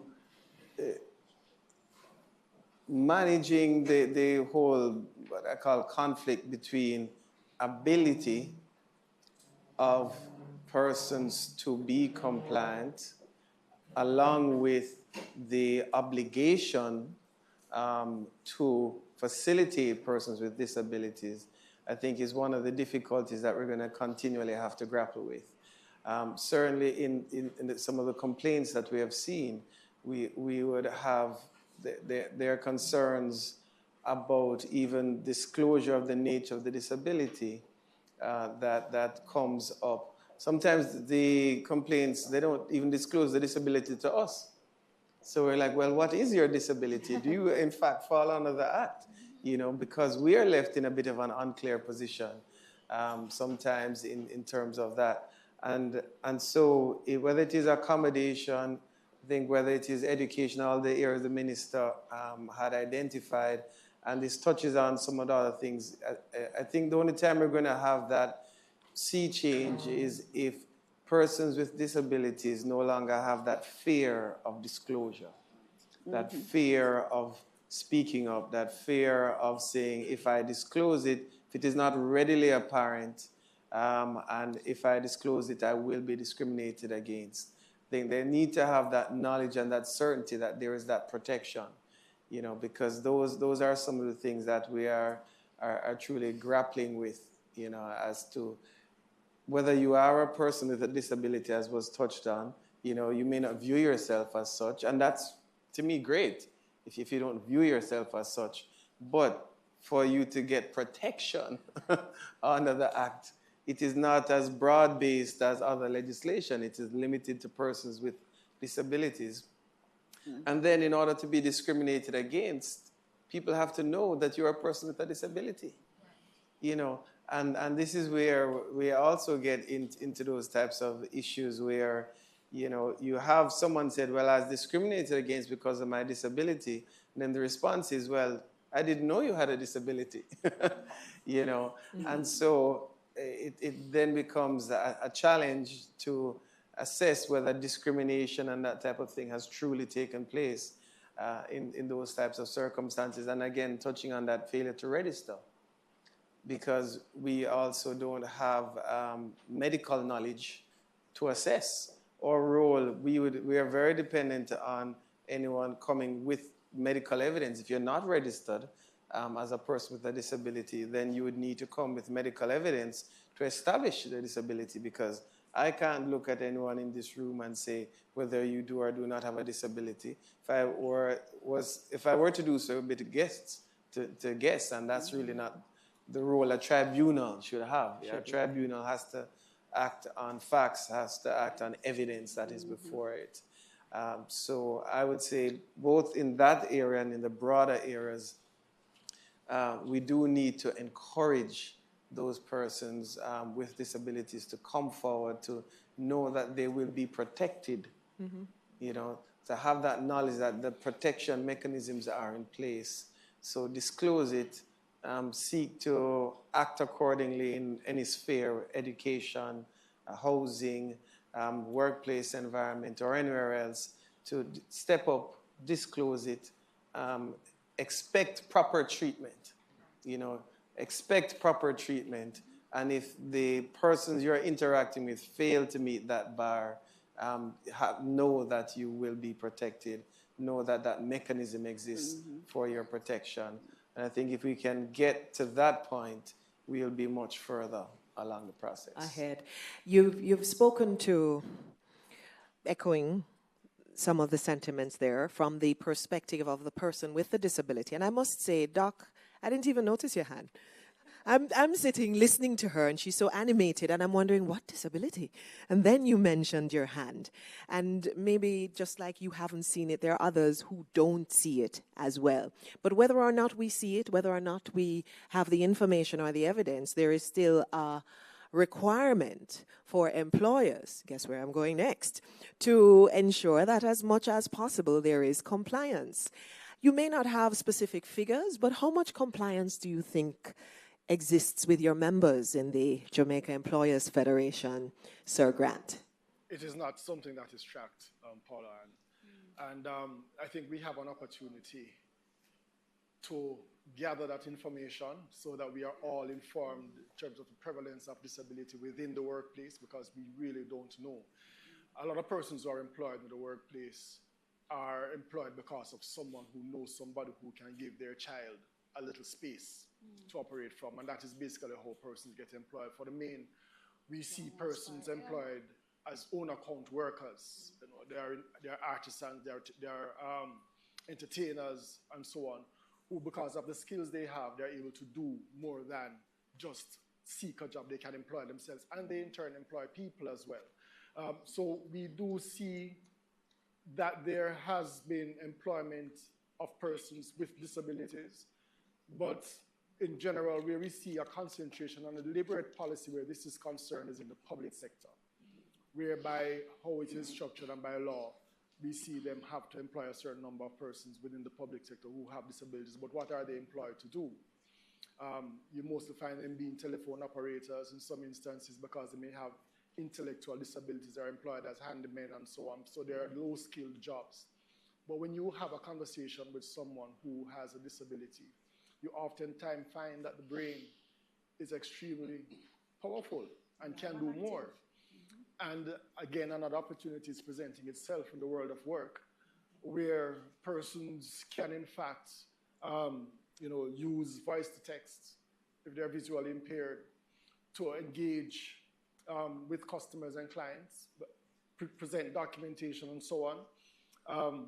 Voice recognition software now exists so that when persons are speaking into a device, it recognizes and can generate the required response.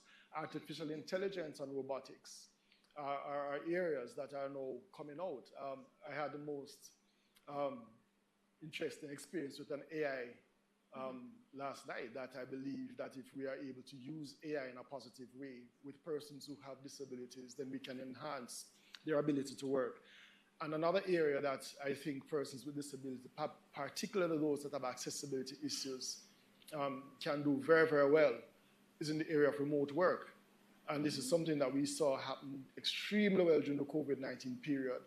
And employers can use this as an opportunity to engage the best and brightest that may not be able to enter the brick and mortar space and have them engaged in a remote work environment so that they can contribute to their businesses and themselves, because we have to face the facts. Employers are in business to make money. To make money. And that's the truth. We can't avoid that. And if they are not able to recruit the best talent for their business, it now becomes them doing some sort of, forgive the phrasing, welfare type activity to say, okay, I'm doing this for the general good, but not necessarily because I am making a profit off this.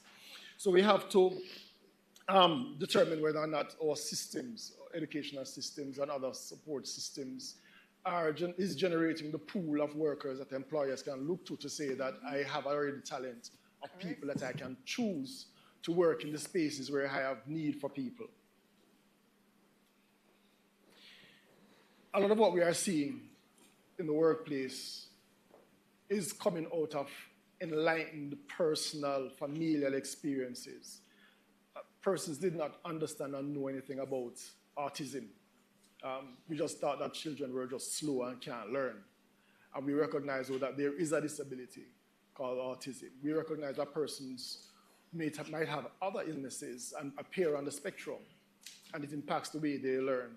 And so we have an opportunity again, and I'm speaking about opportunities, to identify those persons who have other abilities. They may present themselves with disabilities, but they have other abilities that we know, based on our familial and other experiences, that we can tap into those abilities to make them worthwhile citizens. I have a son who has Down syndrome, but he's extremely functional, but he can't speak. And so based on my own enlightened experience, I have come to recognize that he has abilities that his sister, who is fully able, does not have. So these are things that we have to know, look at our familial and personal experience to determine how we know support our children with education opportunities so that they can function when we are no longer around to support them. And I will also, since I'm on the floor, it comes down for an employer and the persons who they employ to access the services, and the lack of accessibility continues to impact employment. Sometimes it is not a permanent disability, it might be a temporary one, but because there's no access to services to help persons recover and to be rehabilitated properly, the disability becomes permanent. And now they are unable to earn as they were accustomed to. And when we talk about this, it's not necessarily a physical disability. Somebody could have had a stroke that renders them unable to speak or speak properly. And the job they had before was one that encourages persons to come to that job with the ability to speak well. How do we engage the person's brain? Because nothing has gone wrong with the brain, it's just their ability to speak that has been impacted. There is a role, I believe, for the national identification system to be expanded to recognize persons with disabilities and track them in the population so that when somebody presents themselves to access public services, their registration is there and it's clear that, yes, this person has a disability. And we have done, Minister Charles, when you were part of that program, and then Minister Green was part of that as well, a lot of work in bringing NIDS to where it is, and I suppose that it's not yet implemented. There is a ways and means that we can expand the registration to include persons with disabilities. Thanks. That's a comprehensive response, many different elements. I know the minister wants to respond, and I want to give him the opportunity to speak, but ladies and gentlemen, he actually has to leave shortly. So, Minister? Yeah, thank you so much, Pauline.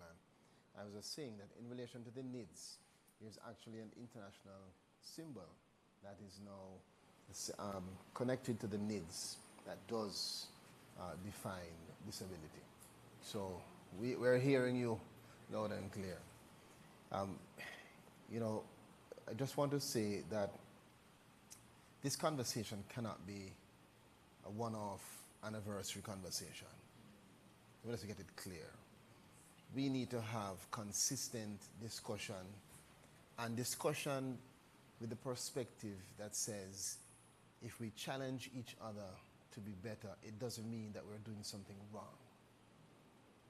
I often say that legislation should be consistently amended, but sometimes in our region, we think an amendment means you're acknowledging that you do something wrong. That's why you're changing it. No, in other jurisdictions, it just means that you're evolving as society is evolving. What does that mean? It means, take a look on what's in your hand now. That phone is not the same phone you had 10 years ago, 20 years ago. And some of the legislation that we are speaking about is older than us. All right? So just as you have a new version of the Samsung and the iPhone and other brands every year, we should challenge ourselves to consistently evolve and improve in terms of the framework that we are using. Next, technology. As I said by Mr. Grant a while ago and echoed across the room, there's so much innovation and technology that will change the whole frontier of opportunity. A lot of what we take for granted now, I'm telling you, if we were born in earlier years, we would be in a completely different situation. And we want to be able to say, 10 years from now, that many of the persons who now feel constrained or restricted will not suffer that, because the technology would be the norm. It would be something that is standard, something that is adopted, accepted, and that you have access to. And that's the goal of I Am Able. I Am Able is supposed to design projects that will bring innovation and technology that is not often understood or seen. But with the help of UNICEF and other stakeholders, we'll be able to change the life trajectory of Jamaicans because of the introduction of knowledge, information, innovation, and the frameworks that break down a lot of the barriers. Jamaica we're a unique space. We're a very unique space. It was said before that many Jamaicans don't even know their disability. And every time I talk, it's a challenge for me because I don't know all the words to use, and I often use the wrong terms, so forgive me if I do. I'm learning as well, and I want all Jamaicans to learn with me, because we grew up in a Jamaica that, trust me, if you grow up certain places and you have one hand, you're just one. And nobody don't really see anything different, you're just one. I have a friend named Blinds, one eye blind, and we don't see it that way. I mean, blinds is just blinds. And he doesn't see it that way. But the reality is that he still has challenges when he goes home that he's not telling us as his brethren. And so we want to applaud a country that is very accepting.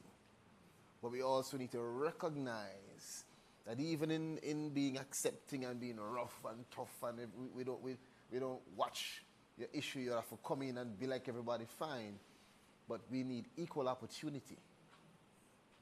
Right? And beyond us being accepting, and it doesn't matter what happened to you, you're just one of us. When you go to the interview, you're not one of us.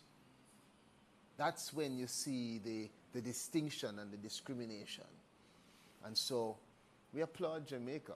We are a unique society where I think we have all grown up. We're just saying it, Dr. Hendricks was just saying it to me, that, to us, that she didn't know of her disability. And I have many friends in my own circle who don't recognize themselves in that way. And that's good in one respect.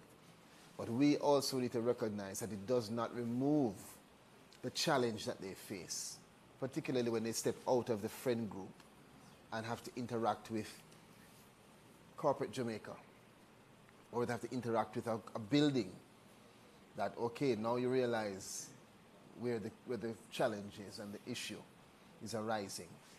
So I Am Able must serve as that conduit, as that channel to provide the connectivity between the solutions and the challenges. And I want to also think big. I want to ask Jamaicans to think big. We have so many Jamaicans working overseas in Microsoft and Google and all of these big companies. Use us to try out your best technology. Right? Use us. We want to be the country that is cutting edge. We want to be the country that is opening doors, pioneering when it comes on to equal opportunity, accessibility, inclusivity, and creating fully integrated society. We can do it. I think we're in the right size, not too small, not too big. Everybody knows us, yes? And our name rings across the globe. And imagine a Jamaica where you turn on CNN or Fox, Paula, and you're hearing, and today in Jamaica, the I Am Able program has been adopted by multiple countries across the world. Yes. Well, I can't, I was trying to put on my Paula voice all of it, You see it? Yeah, so she just come in and say, well, you do the politics, leave this to me. But that's the vision. I hope you understand where I'm coming from and what I see. When I talked to Dr. Dunn, when we first started to design all of this, you know, we were bubbling with energy, saying, "Oh, this can work." Now, I know it can work because Jamaicans have that indomitable spirit. But what we need to do now is to translate that spirit into some tangible guidelines. So all of the employers that work with Jeff will not just be called on or monitored, but rather empowered. Many employers want to or would, but don't know what to do. And the simple accessibility checklist is just a first step.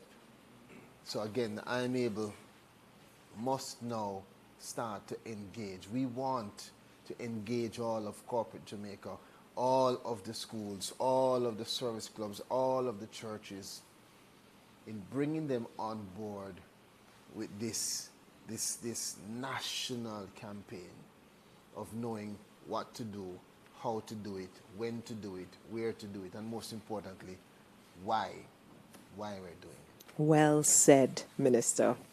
Thank you so much. Are you staying a little longer? Dr. Dunn will do the call to action and he will take over. They were asking us to see if we could do A group shot before we leave. Ladies, we don't put conversation done, but could you kindly assist? Watch out for the microphones and the attendant parts that may still be on the seat, particularly ladies. Doctor, you too, Minister.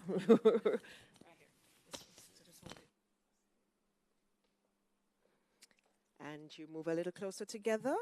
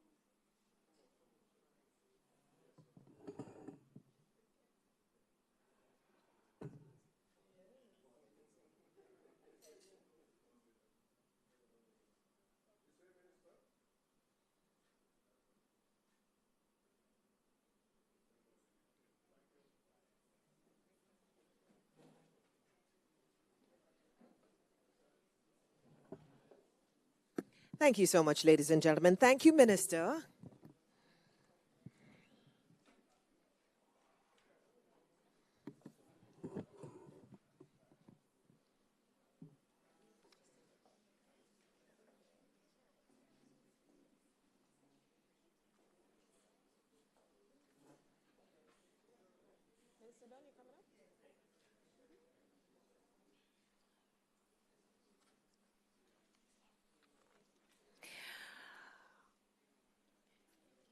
And now, ladies and gentlemen, we are going to move the conversation to explore some more the barriers being faced by persons with disabilities. And we're going to split the conversation so that we can focus first on the ones specifically with intellectual disabilities, and then we're going to move to those being faced by the deaf community as well. And we welcome Minister Dunn to the panel and the conversation. So the formal question, what are the most pressing barriers being faced by persons with intellectual disabilities, particularly when it comes to accessing education, employment, public services? And Dr. Marilyn McCoy will respond. Thank you. Before I move into the barriers, I'd like to talk a little bit about the expectation of inclusion in relation to persons with intellectual disability. One thing I have learned, and I like the conversation around inclusion, because inclusion dictates that if you have to be intentional about what it is that you're going to be implementing. You have to ensure that people are immersed into whether a program or the society understands the person that you're talking about. Critical to this is about equality and the fact that the opportunities need to be provided, but not just the opportunities, but the support system must be in place. Let's talk a little bit about the barriers. Education. We do see a number of our children who, yes, we have come a long way in relation to school placement, but we do see a number of our children, based on where they are, accessing challenges, having challenges in moving or getting into a school program near to them. And I'm specifically talking about rural Jamaica now.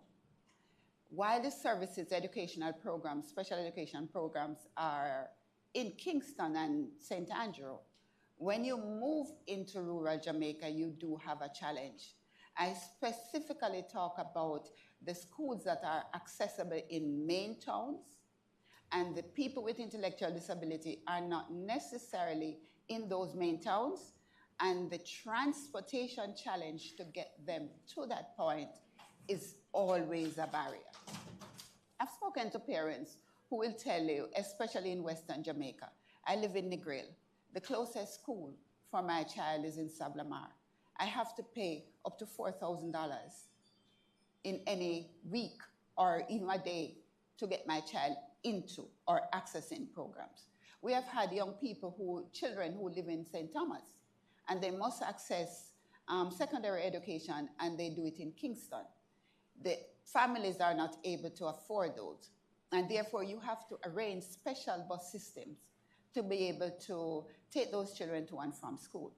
Now, intellectual disability have varying levels, and therefore there are some who will be able to commute independently with training, but there's also going to be a group of people who will need a lot more support. And this is where the families come in now. There are a number of our families or parents who cannot work because they have to take the children to school. And even at one of our schools, and I am a part of the JADE network of schools, if you should happen to come into Kingston one day and drive into, for example, our Randolph Lopez School, you will see a number of parents who are gathered in a particular area they take the children to school, but they cannot afford to go back home, and so they remain at school to ensure that the reduction in bus fares. The fact that the children may have a subsidized bus fare, the families do not have that luxury. It's very challenging also for our children who need therapeutic care, because if we talk about children with intellectual disability, we are not necessarily talking about the academic success of that child. We're looking at the ability of the child to navigate his community, social skills management. We're also looking at those who experience medical behavioral challenges and therefore will need therapeutic support. Now, therapeutic support means that it is costly to access that kind of service, and there is also a paucity of those kinds of services in the educational environment. What does that mean?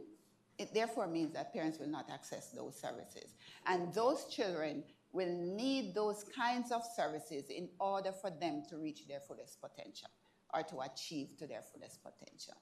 Now, educational barriers is a lack of support systems, right? We have come a long way, and let me just pause to say that, but we do have a long way to go. The access to specialist skills, not just the special educator, you know, the different kinds of support personnel who are required to make the educational system more effective. There is also a shortage of those persons. And we're not just talking about we're talking about the basic ones who provide just assistance to the children, right? What we call our teacher's aides, or persons who will assist the teacher to, you know, navigate the classroom experience more effectively. In addition to that, and I will move a little bit out of education and move into post-school life. This is where a number of our people, there is a gap in services. The school program has a partnership with the government of Jamaica. And this partnership has enabled the expansion of the school program right across the island. And so we have a school in 13 of the 14 parishes. And we also have additional schools outside of that. But the problem also is that there are some critical areas. Then we talk about assessment, and I know Ms. Gontagale is looking at me because this is an area of need. These are professionals who are in very short supply, and their services are extremely expensive. And so we, as a country moving forward, we have to look at programs or initiatives or what it is that we're going to do to strengthen that arm. It is the first point of contact for the education system, and so we have to look at it seriously in order to strengthen that element. Now, the post-school is where my passion is, and we're talking about the adults who have spent up to 5, 6, 7 years in the school system, and when they exit, they move into a life of nothingness. And I say that because when you are accustomed to going to school every day for 7 years, and then you graduate and there is nothing for you to do. Now, I know my organization has made some efforts to implement adult programs here in Kingston and St. Andrew, but the truth is that it does take significant financial resources to strengthen that arm. And this is where ministries like the Ministry of Labor and Social Security comes in, because we have to look at partnerships to strengthen these elements that are these gaps to the people that we serve. And so here we are with limited adult services. And when we talk about adult services for this population of people, I'm talking about continuing education. skills training. I'm talking about a simple thing as social and recreational programs. A lot of us take that for granted. When the children leave the special education program, their social network is actually cut, right? They go home. Many do not have friends. But if you can get an opportunity to bring them together in a social or a recreational program, they can, strengthen their social skills. They can also strengthen the bonds between friends. Persons with intellectual disability are at risk for loneliness and homelessness. Why? For the very same reason, right? That you have to be deliberate in ensuring that they are engaged socially and engaged in relation to meaningful work. So there has to be a path for them and their lives, not just go to school. No, unemployment signifies adulthood. And if there is no expectations when it comes to employment, so what am I living for then? Seems like many opportunities, again, for collaboration. We are echoing some of the same kinds of sentiment. And I wanted to know if some of the perspectives you're seeing, yes, it is intellectual disability versus being visually impaired. What are some of the parallels that you are finding, if any, Madame Marriott Blake? Interestingly enough, I said, okay, well, I can start with ditto. Because many of the issues are across the board. We are in an environment where, unfortunately, disability is still seen in some communities as not a positive situation for a family. And so you do have individuals who pretend like it does not exist for their children. For us at the Association for the Deaf, a core challenge that we have is getting the parent to move from, you had this vision for this child, and you now have a diagnosis that looks different, means that your entire life looks a little different. Here is where you need to make sure that you can provide the relevant support so this child can see even a glimpse of the vision you had before. And I say that because the reality is, especially in some families that have, let's face it, many of the young men or the young women would have been brought up in families where you're supposed to go to this school. Because every man in the family went to this school. And so having a child who is deaf may mean that, no, that child is not going to be in the best education placement to go to that high school. And it does require a readiness of the family to say, okay, so we are going to support you and facilitate and ensure that you are provided with all the resources you need to thrive wherever you go. You're so passionate about this. Are you saying you're not seeing that? We don't see it as much as we need to. We don't see it as much as we need to. I think about the fact that so the Jamaica Association for the Deaf, interestingly, back in 1938, so before even Christine's timeline, it was a family and a group of persons from the United Kingdom who came and said, we need to establish a system so people can have better. The deaf community deserves more. And they would have adopted quite a bit of what they saw happening in the UK at the time and the level of support that church groups were doing to provide a space for spiritual engagement, education, social support, and employment. And in the 70s, when education for all became, very, very much a part of the standard, that interestingly is where JADE and JAD kind of came together and said, so you said for all, right? And pushing for that conversation to move to, let's make sure the schools and the facilities that are in place do get that support from the government as a part of that mandate. And so as Marilyn mentioned, we have seen a fruitful relationship thus far with the Ministry of Education in facilitating execution of education support for, in my case, preschool to secondary. But when Marilyn mentioned that post-secondary, it is a real shift. A real shift because for many of our children, you go to school every day and there are people there who communicate and engage just like you. We have kids they're stressed to go home in the summer because mommy can't sign and daddy can't sign, and I have 6 siblings and nobody can sign. So I literally go home to an environment of silence. Just an engagement that moves from so much to nothing. And it is heart-rending when you think about Christmas, When you think about Grand Gala and you think about all of these different activities that happen throughout the year, to what extent are our children being engaged? To what extent do you feel a part of your family?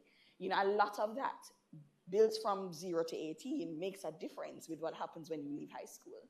When you don't have that level of support and that level of engagement, you leave high school and think, all right, so nothing I go on.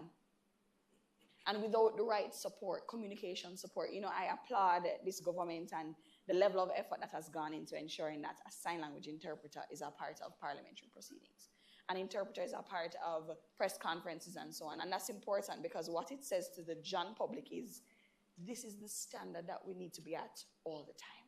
Mm-hmm. I applaud where we see some of our public sector partners kind of making an effort to say, so we have programs, but they're not quite there yet. Let's talk about how we can get to that point where a student who is deaf gets into a heart program and we're not trying to figure out, all right, what universal design.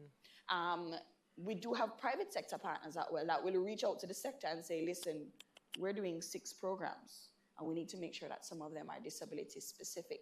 What are some of the issues that you need us to address? But then we think about things like accessing resources. Because until we get to the point where our general nightly news has an interpreter, the deaf community is not aware of what's happening. Until we get to the point where content that's created for public consumption does have appropriate accessibility kind of just built in. Mm-hmm. It leaves a population completely unaware of what's happening. When you think about the emergency situations, for many of us in the room, we just pick up the phone and you're 119 and you can have a conversation to address your need. But the deaf community have to find a neighbor. And that's a critical issue when you think about just basic access to service. And it moves a little further now when you have a young person who decides they are determined because they're going to get that work, you know. And they probably have not put on their resume that they are deaf. Interestingly, I have seen some resumes coming from students where they will note they went to Listermere Gilby High, but the part that says for the deaf is left off because they don't want that to be the first thing that's noted on the resume and seen as, but we see where some employers have moved to a space where applications are accepted online, you're getting communication about interviews via email, and you can then respond and say, you know, I will need access at this interview, and they'll say, please explain further. You know, what does that access look like for you? But then there are others who the minute that question about access comes in, and then it's beyond that. So you've gotten the job. You now need an interpreter for staff meetings, for your performance appraisal, for that conversation with your supervisor. And it requires a budgetary allocation, a shift in the way we think, in how we allocate resources to ensure that there is money allocated for accessibility. Knowing that this may mean an interpreter, this may mean having certain documents prepared in Braille, it may require having a communication aid for that first few weeks of employment. You know, Marilyn and I, we do have 2 education programs that are joint facilities where we have students who are deaf as well as some students with intellectual disabilities. And we see that shift in disability where quite a few I have one location in Port Antonio, and let me tell you, of the 8 students, 6 of them need Marilyn's support because the face of disability, if you will, has changed. And then it means now that a child who gets a hearing assessment or someone who gets a hearing assessment, and it's acknowledged that you do have hearing loss in both ears, but then in the classroom you're seeing something else. So we now need someone who's going to be able to do an assessment of that child's intellectual capacity with an appreciation for the fact that this assessment cannot be done in an auditory way. It's a mind shift of so many things. And, you know, one of the things I've said to people is if you think about how the last week of your life has been, how many times have you depended on something that requires the telephone to be able to access a service or hearing information to be able to access a service? What would your service delivery experience be like if you did not have the option to hear? You know, we should probably try just walking around with a pair of headphones on. Oh, that makes a just difference too. Oh, put yeah. a set of headphones on to see what life is like, no sound. And then maybe we would begin to understand. It sounds like, it would sound like Wakanda Dark. But I don't think that is the case, particularly with programs like this. I am able. I want to, before I bring the questions in, can I see the hands of those of you that have questions? I know it's stimulated ideas, etc. So we have at least 2 questions, and maybe I should take the three. Take the questions before we come back. I want you to, each of you, to end with a 30 to 60-second description of what you think is the spark in what appears to be the dark. What is that one thing that you think is helping to pull us together as a nation in the right direction? The question for the minister is different because he now has to speak to the people generally, and what you think we need to do to be more sensitive to those of us that are living with disabilities. So I'm giving you time to think about it and to make it concise while we step out and see if we can accommodate the questions. We have a microphone. You raise your hand, and here we go. So if you could say your name and then ask the question. Conrad Harris, Jamaica Society for the Blind. My question is, we have been doing very well in terms of reducing unemployment rate. I believe we are below 4.5% or somewhere there. But at least from where I sit, we're not really seeing it reflected in the employment of persons with disabilities. So in looking at the budget, I see that we have the Ministry of Economic Growth and Employment creation, Job Creation, which has a budget of $30 billion.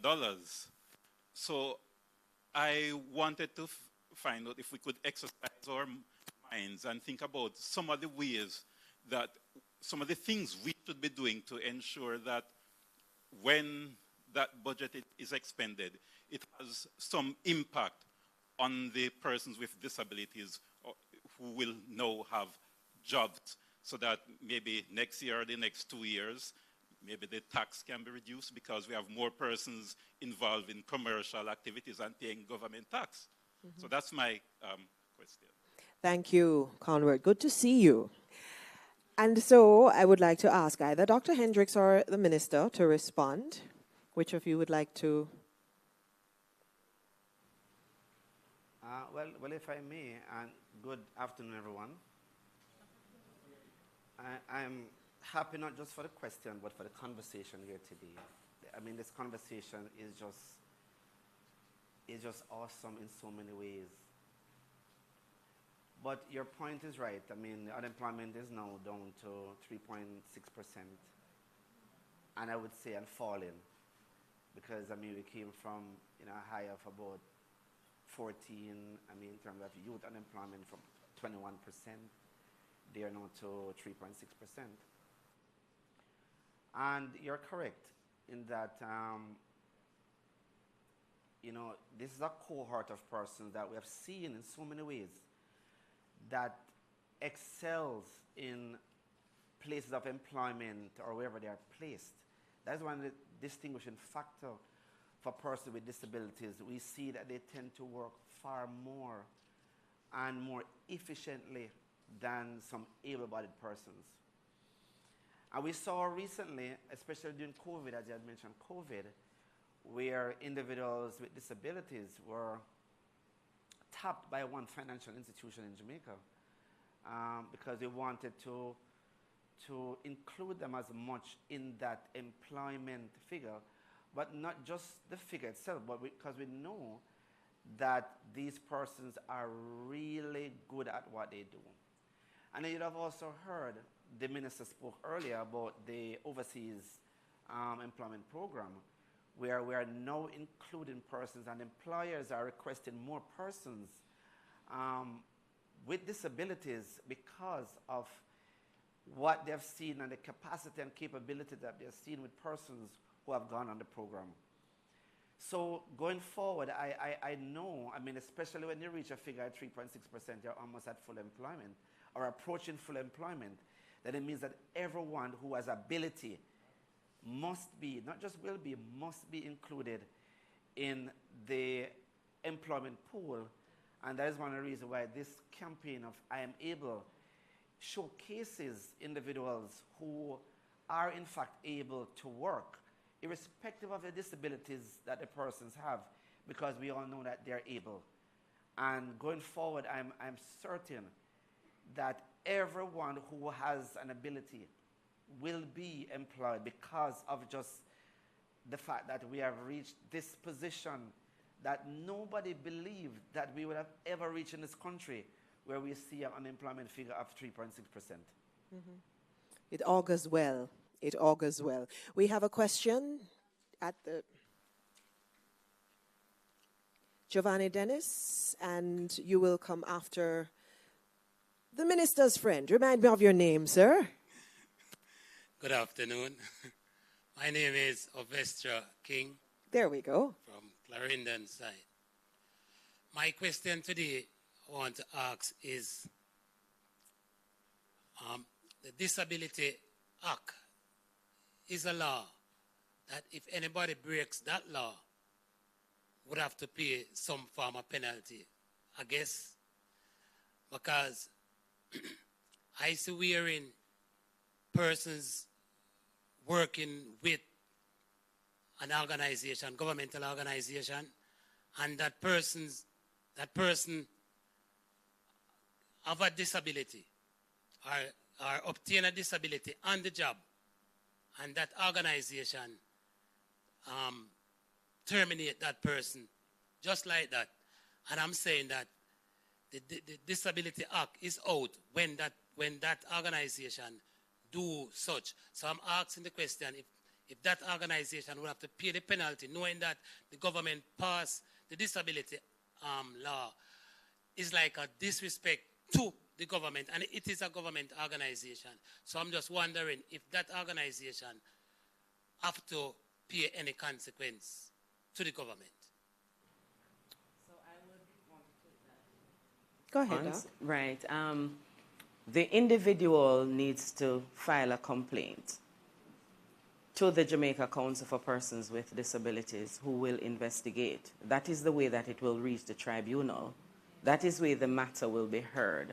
So if you can encourage him to write formally, or we do have a complaints form that can be filled out, or support can be provided to assist the individual to complete that form or write that letter, then that complaint can be made. But it starts with the complaint, filing the complaint. We have step one, and then the systems are in place. Yeah. Yes, so once the matter is investigated and it is referred to the tribunal again would hear evidence as to what has taken place, would hear both sides, and then if it is that the tribunal determines that there has been a breach of the act, then the tribunal is empowered to hand down an award that would address that situation, which can include a monetary figure for compensation. Bearing in mind, of course, you have that interaction with compensation for injury on the job, which is what I call a civil remedy. So you are entitled to be compensated for an injury on the job outside of the disabilities legislation. So those two things would need to be considered by that person. But the tribunal is empowered to award a sum to somebody who has suffered a breach of the act against the person who has engaged in the conduct that is in breach of the act. Thank you. Our next question. Oh, Minister? And Dr. Andrews can assist me here, is that, I mean, cases like those are cases where it's not uncommon. And just to say that we have had to date 55 referrals, of which 29 has been settled. 8 is with the tribunal now, and 1 has been referred to the dispute resolution. So the mechanism exists for cases like those to be heard. It's for us to be deliberate about the process and official with the complaint. Thank you. Most of the cases, matters are resolved, which indicates that there is a readiness to, in some cases, or in most cases that we have received so far, to remedy the situation before it escalates. Yeah. That is a spark. It is. In the dark. Mr. Dennis, and I believe we had 2 other questions on this side as well. Okay, go ahead. Right, thank to the Minister. On a day when we're launching the I Am Able Foundation, and I heard the comment about the sign language interpreter at Parliament, which is a big step forward. There has been complaints, several complaints from persons within the deaf community saying the size of the person doing the interpreting at Parliament is too small. I don't know who is monitoring the YouTube page right now. It's live on JSTV. The size of the image. The size of the image of the person doing the interpreting is actually too small, and they're actually on the page right now complaining, saying, could you increase the size of the box to at least 3 to 3.5 inches? And this is one of the complaints that many persons in the various communities of, different communities of people with disabilities raise, that they aren't truly included in the discussion. And this is a prime example because it's been on the JIS channel right now, live streamed. And so the people who are watching, even though this is happening, they don't feel like they're a part of the conversation. In fact, a message I have received from someone in the disabled community is saying, essentially, if you're not willing to share a meal with us, then don't tease us by letting us smell it.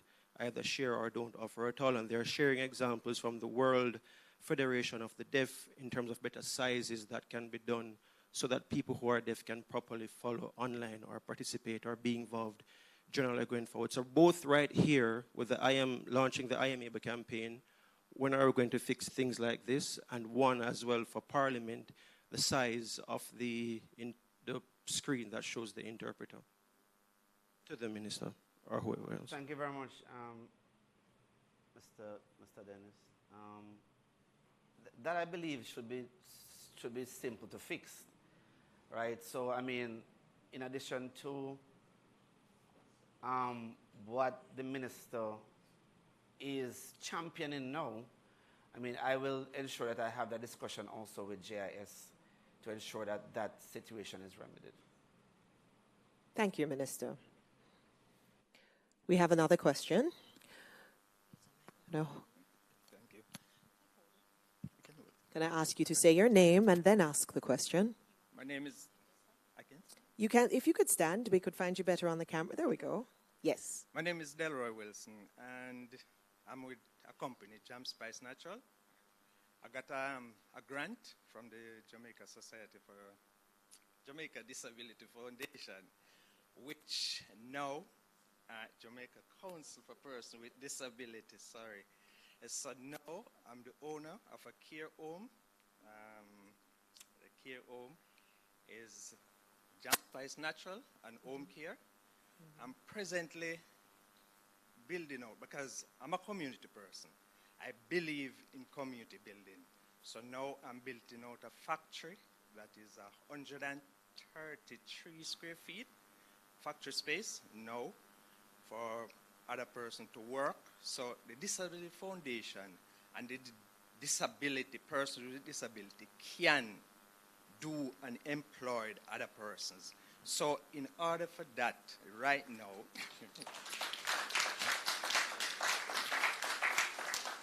so I like to tell person, community. So there's a lot of things I would like to see in my community to build my community, and I'm leading by example. For example, I like to say a lot of the services that is being rendered for disability, persons with disability. If we can use, like say for example, the post office, just a chair and a desk, and bring in persons who can assist person to register their business, to make it easier. So we can do it community by community and bring in this essential service closer to the people rather than have all of them in Kingston. I thank you. Success story. And those stories we love to hear. Thank you. Do we have, we had other questions. There were at least 4. You had yours and we had, okay. Please, Minister. I just want to make a comment here. And, you know, when you hear testimonies like these, it is gratifying to know that not just the Jamaica Council for Persons with Disabilities and the team there that's doing the work, but the government of Jamaica who is providing these grants on behalf of taxpayers, of course, and it is actually reaching individuals who are making meaningful contribution. Mm-hmm. And again, that is what the I Am Able campaign is about. Not just advocating for persons with disabilities, but also to showcase individuals who have done well and who is interested in not just themselves, but other persons with disability and the community that they live in. And I'm very thankful for that, sir. And, you know, it's gratifying to know that, you know, we're actually reaching individuals and we're doing something good. And Minister, as we move now into the final stages of our conversation, I want to ask you to then transition to the question that I had for you. So we've been speaking about how organizations and entities can help with mainstreaming the accessibility. We had mentioned from the Honorable Minister earlier about how we as Jamaicans oftentimes don't see disability because it's just my brethren or my friend. But outside of that circle, he mentioned, the disability sometimes is what we see first. Do you have a suggestion, Minister, for how we can change that culture as Jamaicans so that we are more sensitive to the needs without discriminating against? Well, you mentioned the comment from the minister, and I actually made the same comment in an interview earlier, that I'm from a rural community, and we do have persons with disabilities in the rural community, but we've never seen them as individuals who are not able. We have never seen them. We call them one, we call them all the different names. You know, Jamaica is a country of aliases, so we have a lot of aliases for a number of individuals. But conversation like this, and this conversation needs to be a mainstream conversation. So, I mean, our media houses are here. I mean, maybe we'll have vlogs or, you know, blogs on this particular conversation here today. But it has to be a mainstream conversation. Because just by listening today and hearing the conversations of even person with disabilities, just even the thought that Giovanni mentioned about the size of the screen. I mean, these are conversations that person would not normally even think about.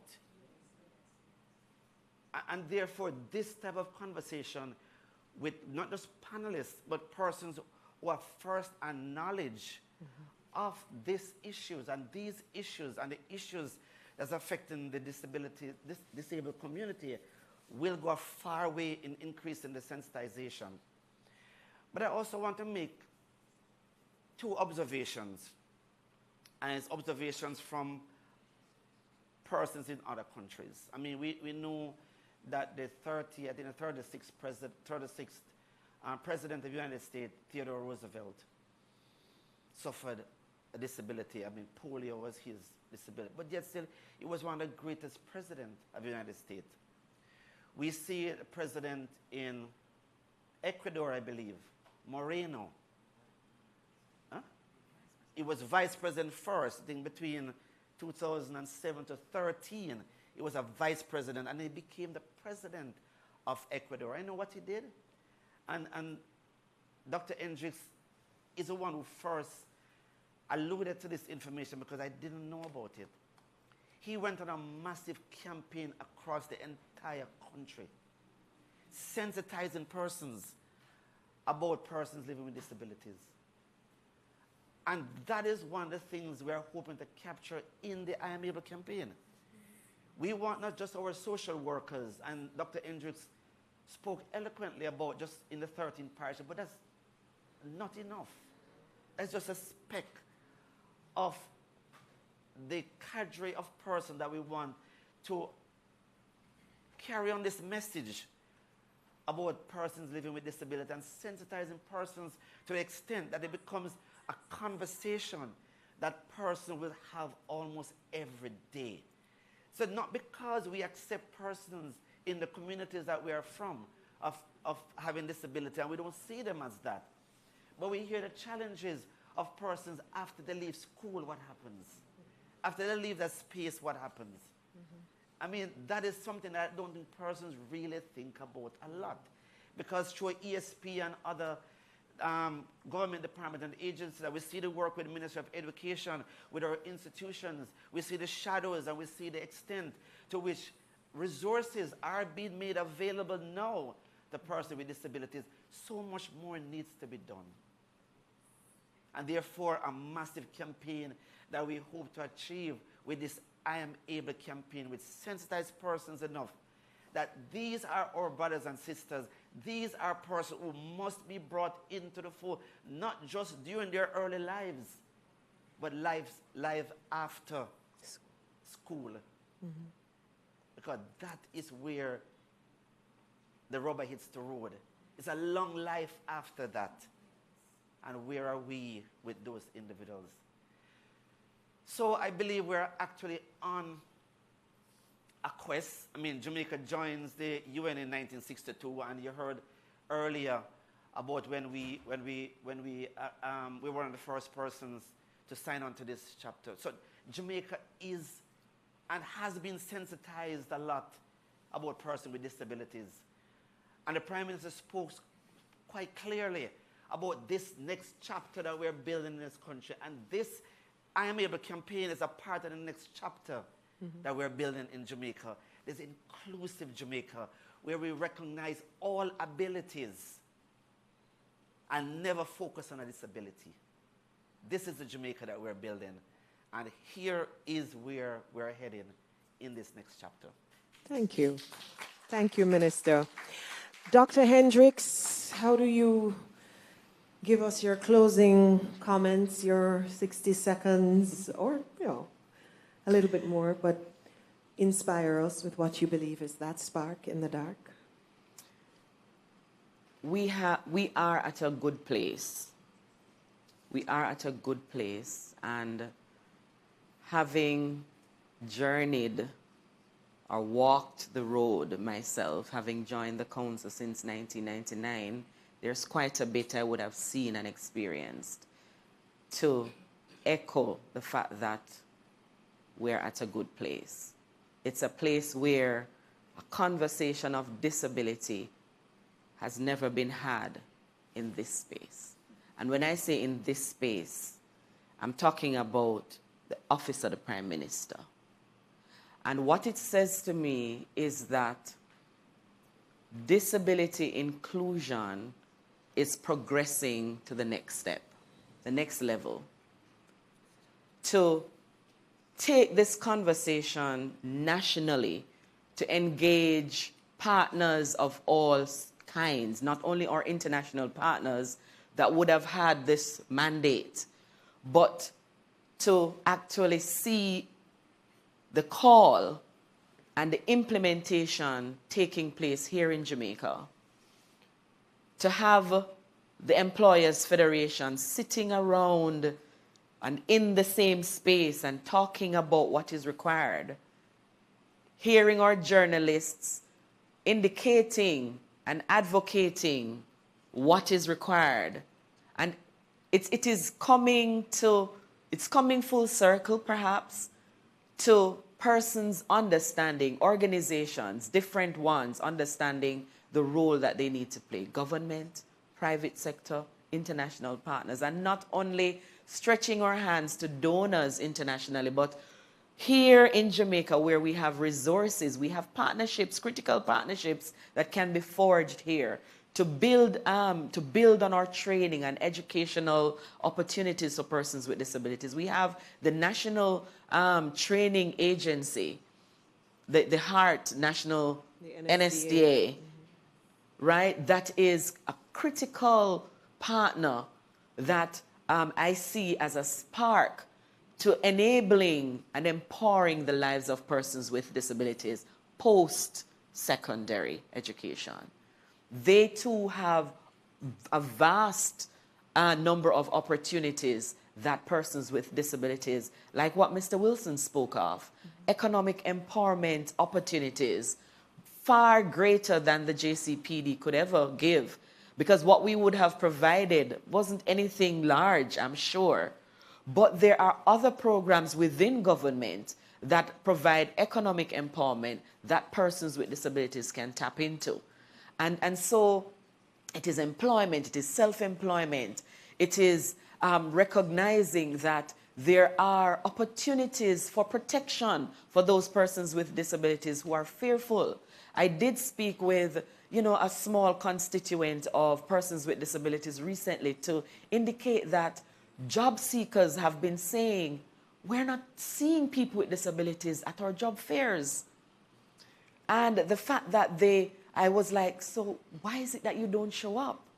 And the person indicated, Dr. Hendricks, discrimination is real. However, the Disabilities Rights Tribunal, the process through the JCPD, is that spark that can help to reduce that fear that the person with disabilities themselves have that is preventing them from putting themselves forward as the valuable human beings that they are.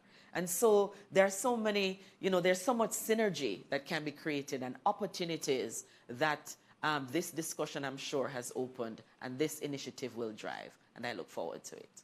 Thank you so much, Dr. Hendricks. Mr. Leiber? Well, I can only build on and add to what has been said before. The tribunal is here not just in an adversarial way. One of the things that I have engaged in is a mediation between the parties to try and help to come to an agreement. So if you are fearful as a member of the disabled community that you need to have an expensive lawyer or representative, you do not, right? The tribunal actually, the award, we're about to hand down our first award. Just correcting some typos. But where it is that a member of the disabled community comes before the tribunal, they can't afford or unable to have representation, we assist wherever possible. So our role, yes, is to be objective to decide, but we try to ensure that it's a balance so that no one is prejudiced based on their financial capability or lack thereof. So the tribunal is there to create that system of equity, to create that system where you feel heard, where you feel your complaint is heard, your concern is heard, and try to arrive at the best solution. So we're like a baby. We just started up very recently. We're, growing, putting in place the structures that we need in order to properly and efficiently do the statutory remit. We are also, as a member of one of our panels, have a member of the visually impaired community who fully participated, helped to draft that award that we are about to hand down, and there was no limitation any at all in that participation, in that adjudicatory role. And I think that's perhaps one of the first visually impaired persons, as far as I'm aware, who has participated in that adjudicatory function as a member of a tribunal. And so we are there on both sides, both to provide employment opportunities for members of the disabled community, as well as ensuring equity, ensuring that that balance is kept. So we're here, we're ready to serve, and also to fulfill that mandate to ensure that the rights of persons with disabilities are preserved, protected, and also they're empowered to go out to that job fair, go out to that school, go out to, because we have dealt with education disputes, we have dealt with hospital, we have dealt with workplace. So we have dealt with almost all the areas that you can think of. And so each type of matter requires a slightly different approach, you know, but we are here to cover the full ambit of concerns that can arise. You're championing the cause. Championing the cause. Thank you. Mr. Leiber. Madame Marilyn McCoy, I saw you get passionate earlier. You wanted to make a comment then. You know, I'm very encouraged about this conversation today. I'm more encouraged by the implementation of the Act. Moving forward, I think it really is that framework that will drive progress going forward. You know, I want to respond to that question that Conrad asked earlier, because it is very dear to me and my organization and the people we serve. And that's the whole issue of employment. I think we are at this stage where we need to seriously look at best practices outside of Jamaica. What is it that builds the visibility of people with disabilities in employment? It definitely will not be an employer hosting a job fair and calling people to apply for positions, because there are a number of people with disabilities who have personal barriers, in addition to the attitudinal and the societal barriers that will inhibit their participation in employment. But one of the best practices globally is that the state has to look at opportunities to implement special programs with incentives so that employers can actually feel free to allow people with disabilities within the workplace, because only then will they truly understand the work and worth of people when they come face to face with them in employment. And it is going to be those special programs that will enable that. The other thing I want us to think about, we are not seeing the numbers. Yes, it is great to hear about the national numbers, but it's not reflected among this population of people. Why? Because of that exact barrier. We have to look at employment differently. Employment, if you want to allow the persons to achieve their fullest potential, employment can be customized, right? Employment is not all 9 to 5. Employment can be seasonal. Employment can, you can actually customize a job based on the strengths of the person and just exclude the general person within the workplace from some of these mundane tasks. When you customize an employment or a job task for somebody with a disability, and I'm speaking about persons with intellectual disability. So we are at a stage now where we should be open to ideas in relation to how can we push the employment agenda, what can we do to increase the participation of people with intellectual disability in employment. The conversation will continue, but there are things that we can do in the interim. Education, sensitization. Let me tell you, the only thing that can reduce stigma and discrimination is education. You cannot have it any other way. When people understand who the persons are, when the people see the potential of the people with disability, you have already convinced them. Then so we education will have is important. Thank you so much, Madame McCoy. Mrs. Marriott Blake. So in trying to see the positives in all things, I have found many sparks. The first spark that I would want to note is, so I have a personal belief that partnership is lifeblood. It is the breath in lungs for civil society. It is a critical part in ensuring that we're actually able to do what needs to be done, leaning on the strengths that we do have.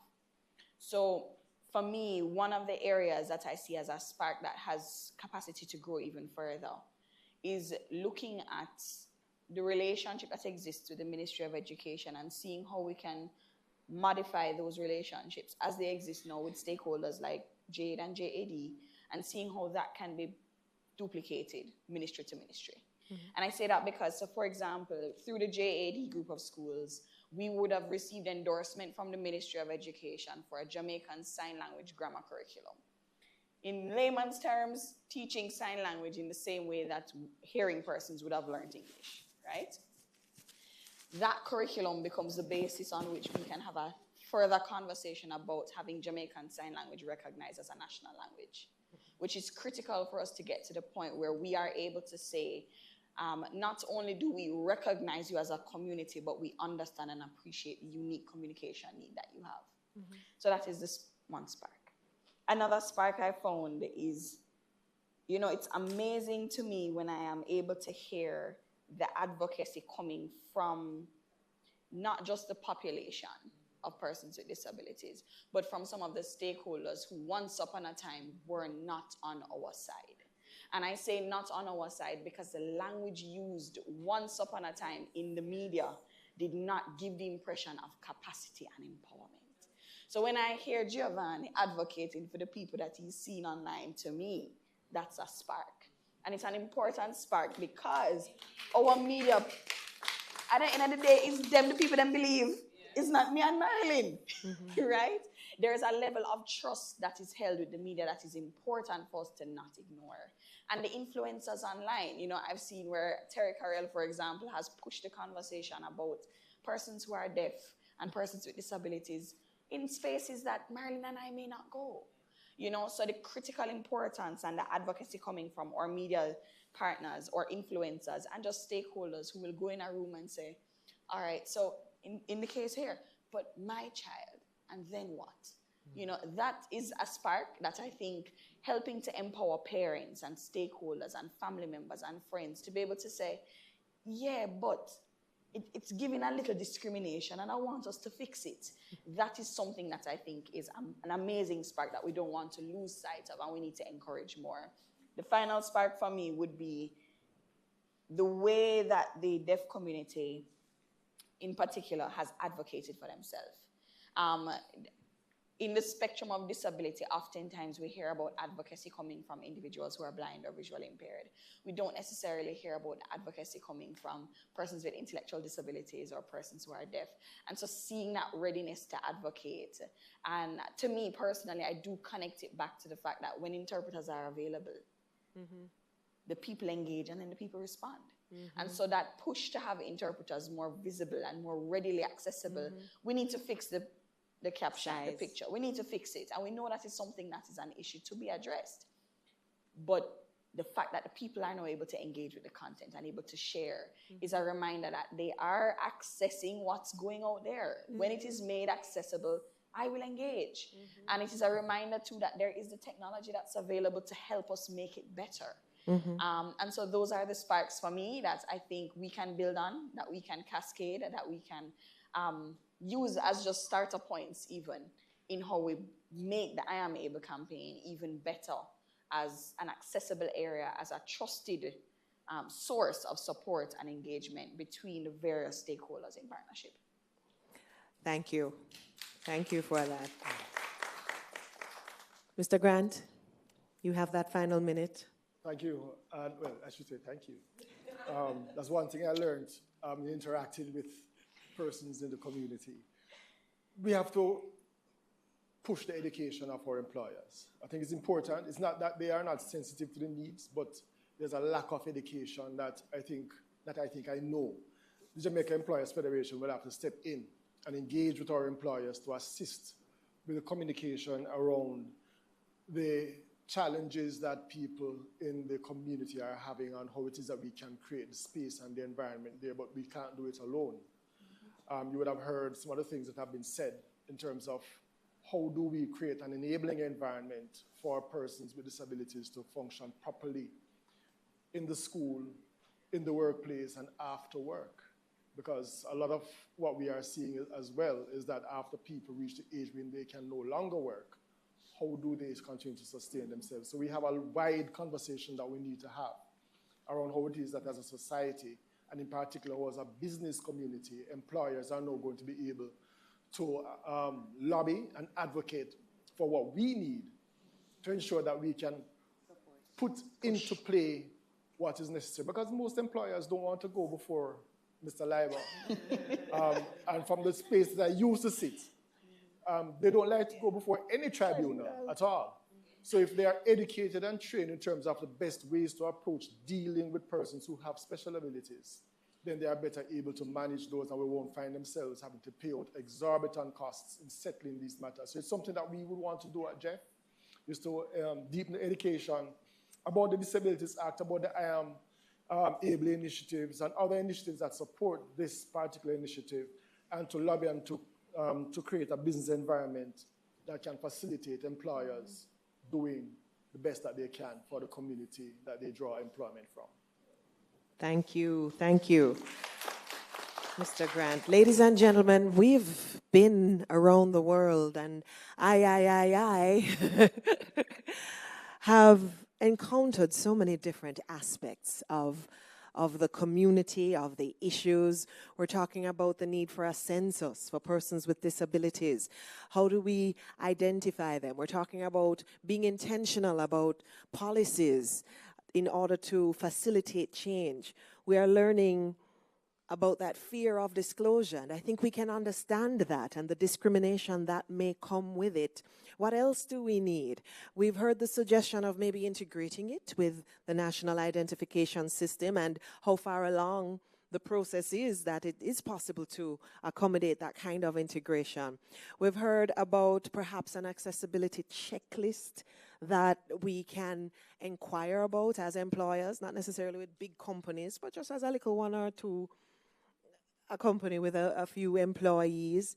We have pretty much been provided with the information about what we need to consider when we're looking not only at mainstreaming disability inclusion, but how we create an inclusive Jamaica where all we see, to quote the minister, are abilities. And so the question is, what am I going to do when I step out of here to further the conversation? And words were thrown at media, so if I take that other hat on, it's a question I'm seriously considering. And the other part of the question is, what are you going to do outside of this room and in your arena?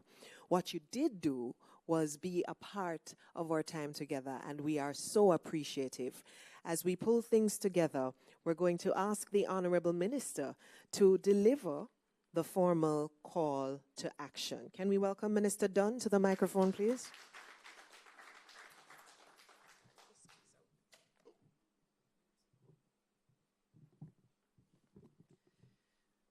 Thank you very much, Paula. Thank you very much. You hear me? But before I speak, though, for persons who would not have the benefit of sharing spaces with persons with disability, I want to mention one in particular. Now, in December, Mr. Zulu, we had a staff party at the Ministry of Labor and Social Security. And of course, Brittany was there. Brittany was there. Yeah, Brittany, right? Let me tell you, she took the dance floor. Am I correct?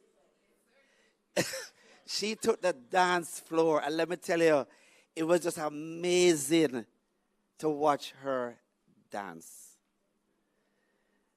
And that shows that we are very much able.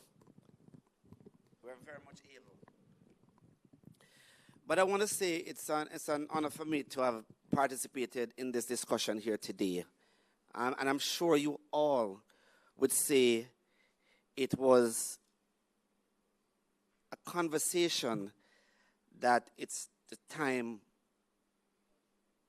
was not only well spent, but it was an opportune time to speak more about persons with and living with disabilities. And therefore, this movement is dedicated to fostering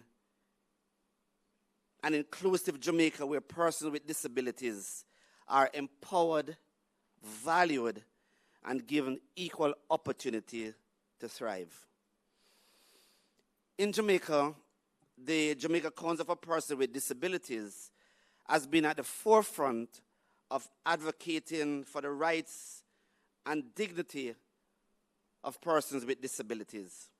Yet, true inclusion goes beyond policies. It requires a shift in mindset, a commitment from every sector of our society, and a recognition that ability is not defined by disability. The I Am Able campaign is about breaking barriers, challenging stereotypes, and creating spaces where everyone, regardless of their ability, can contribute meaningfully, whether in education, employment, or social engagement. We must ensure that no one is left behind. So as we embark on this journey, let us reaffirm our commitment to inclusivity, equity, and empowerment. Together, we can build a Jamaica where abilities shines beyond limitations and where every individual has an opportunity to realize his full potential. Today is a call for action and a call to support the I Am Able initiative. The I Am Able initiative needs your support to break down barriers, challenge stereotypes, and celebrate the diverse abilities and potential of everyone.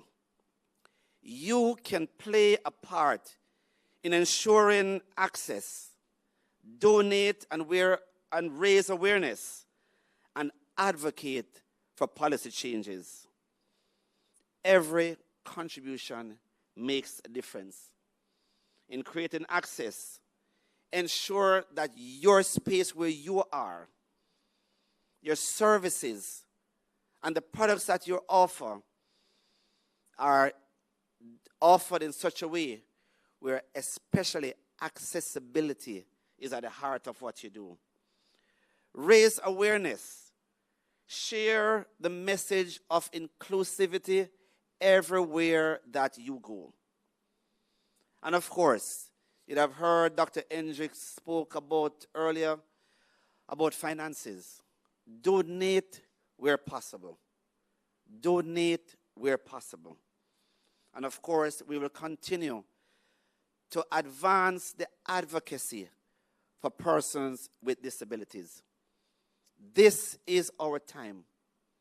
This is as we embark on the next chapter for Jamaica. This is your moment. And this is not only, as Dr. Hendricks has said earlier, that we're in a good space.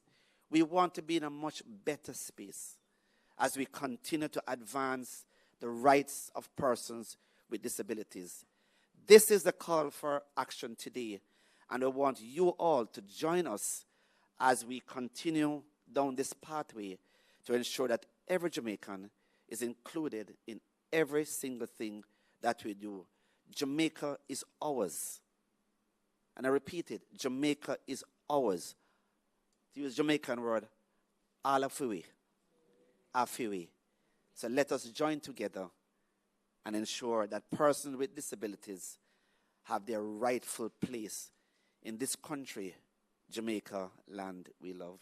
Thank you.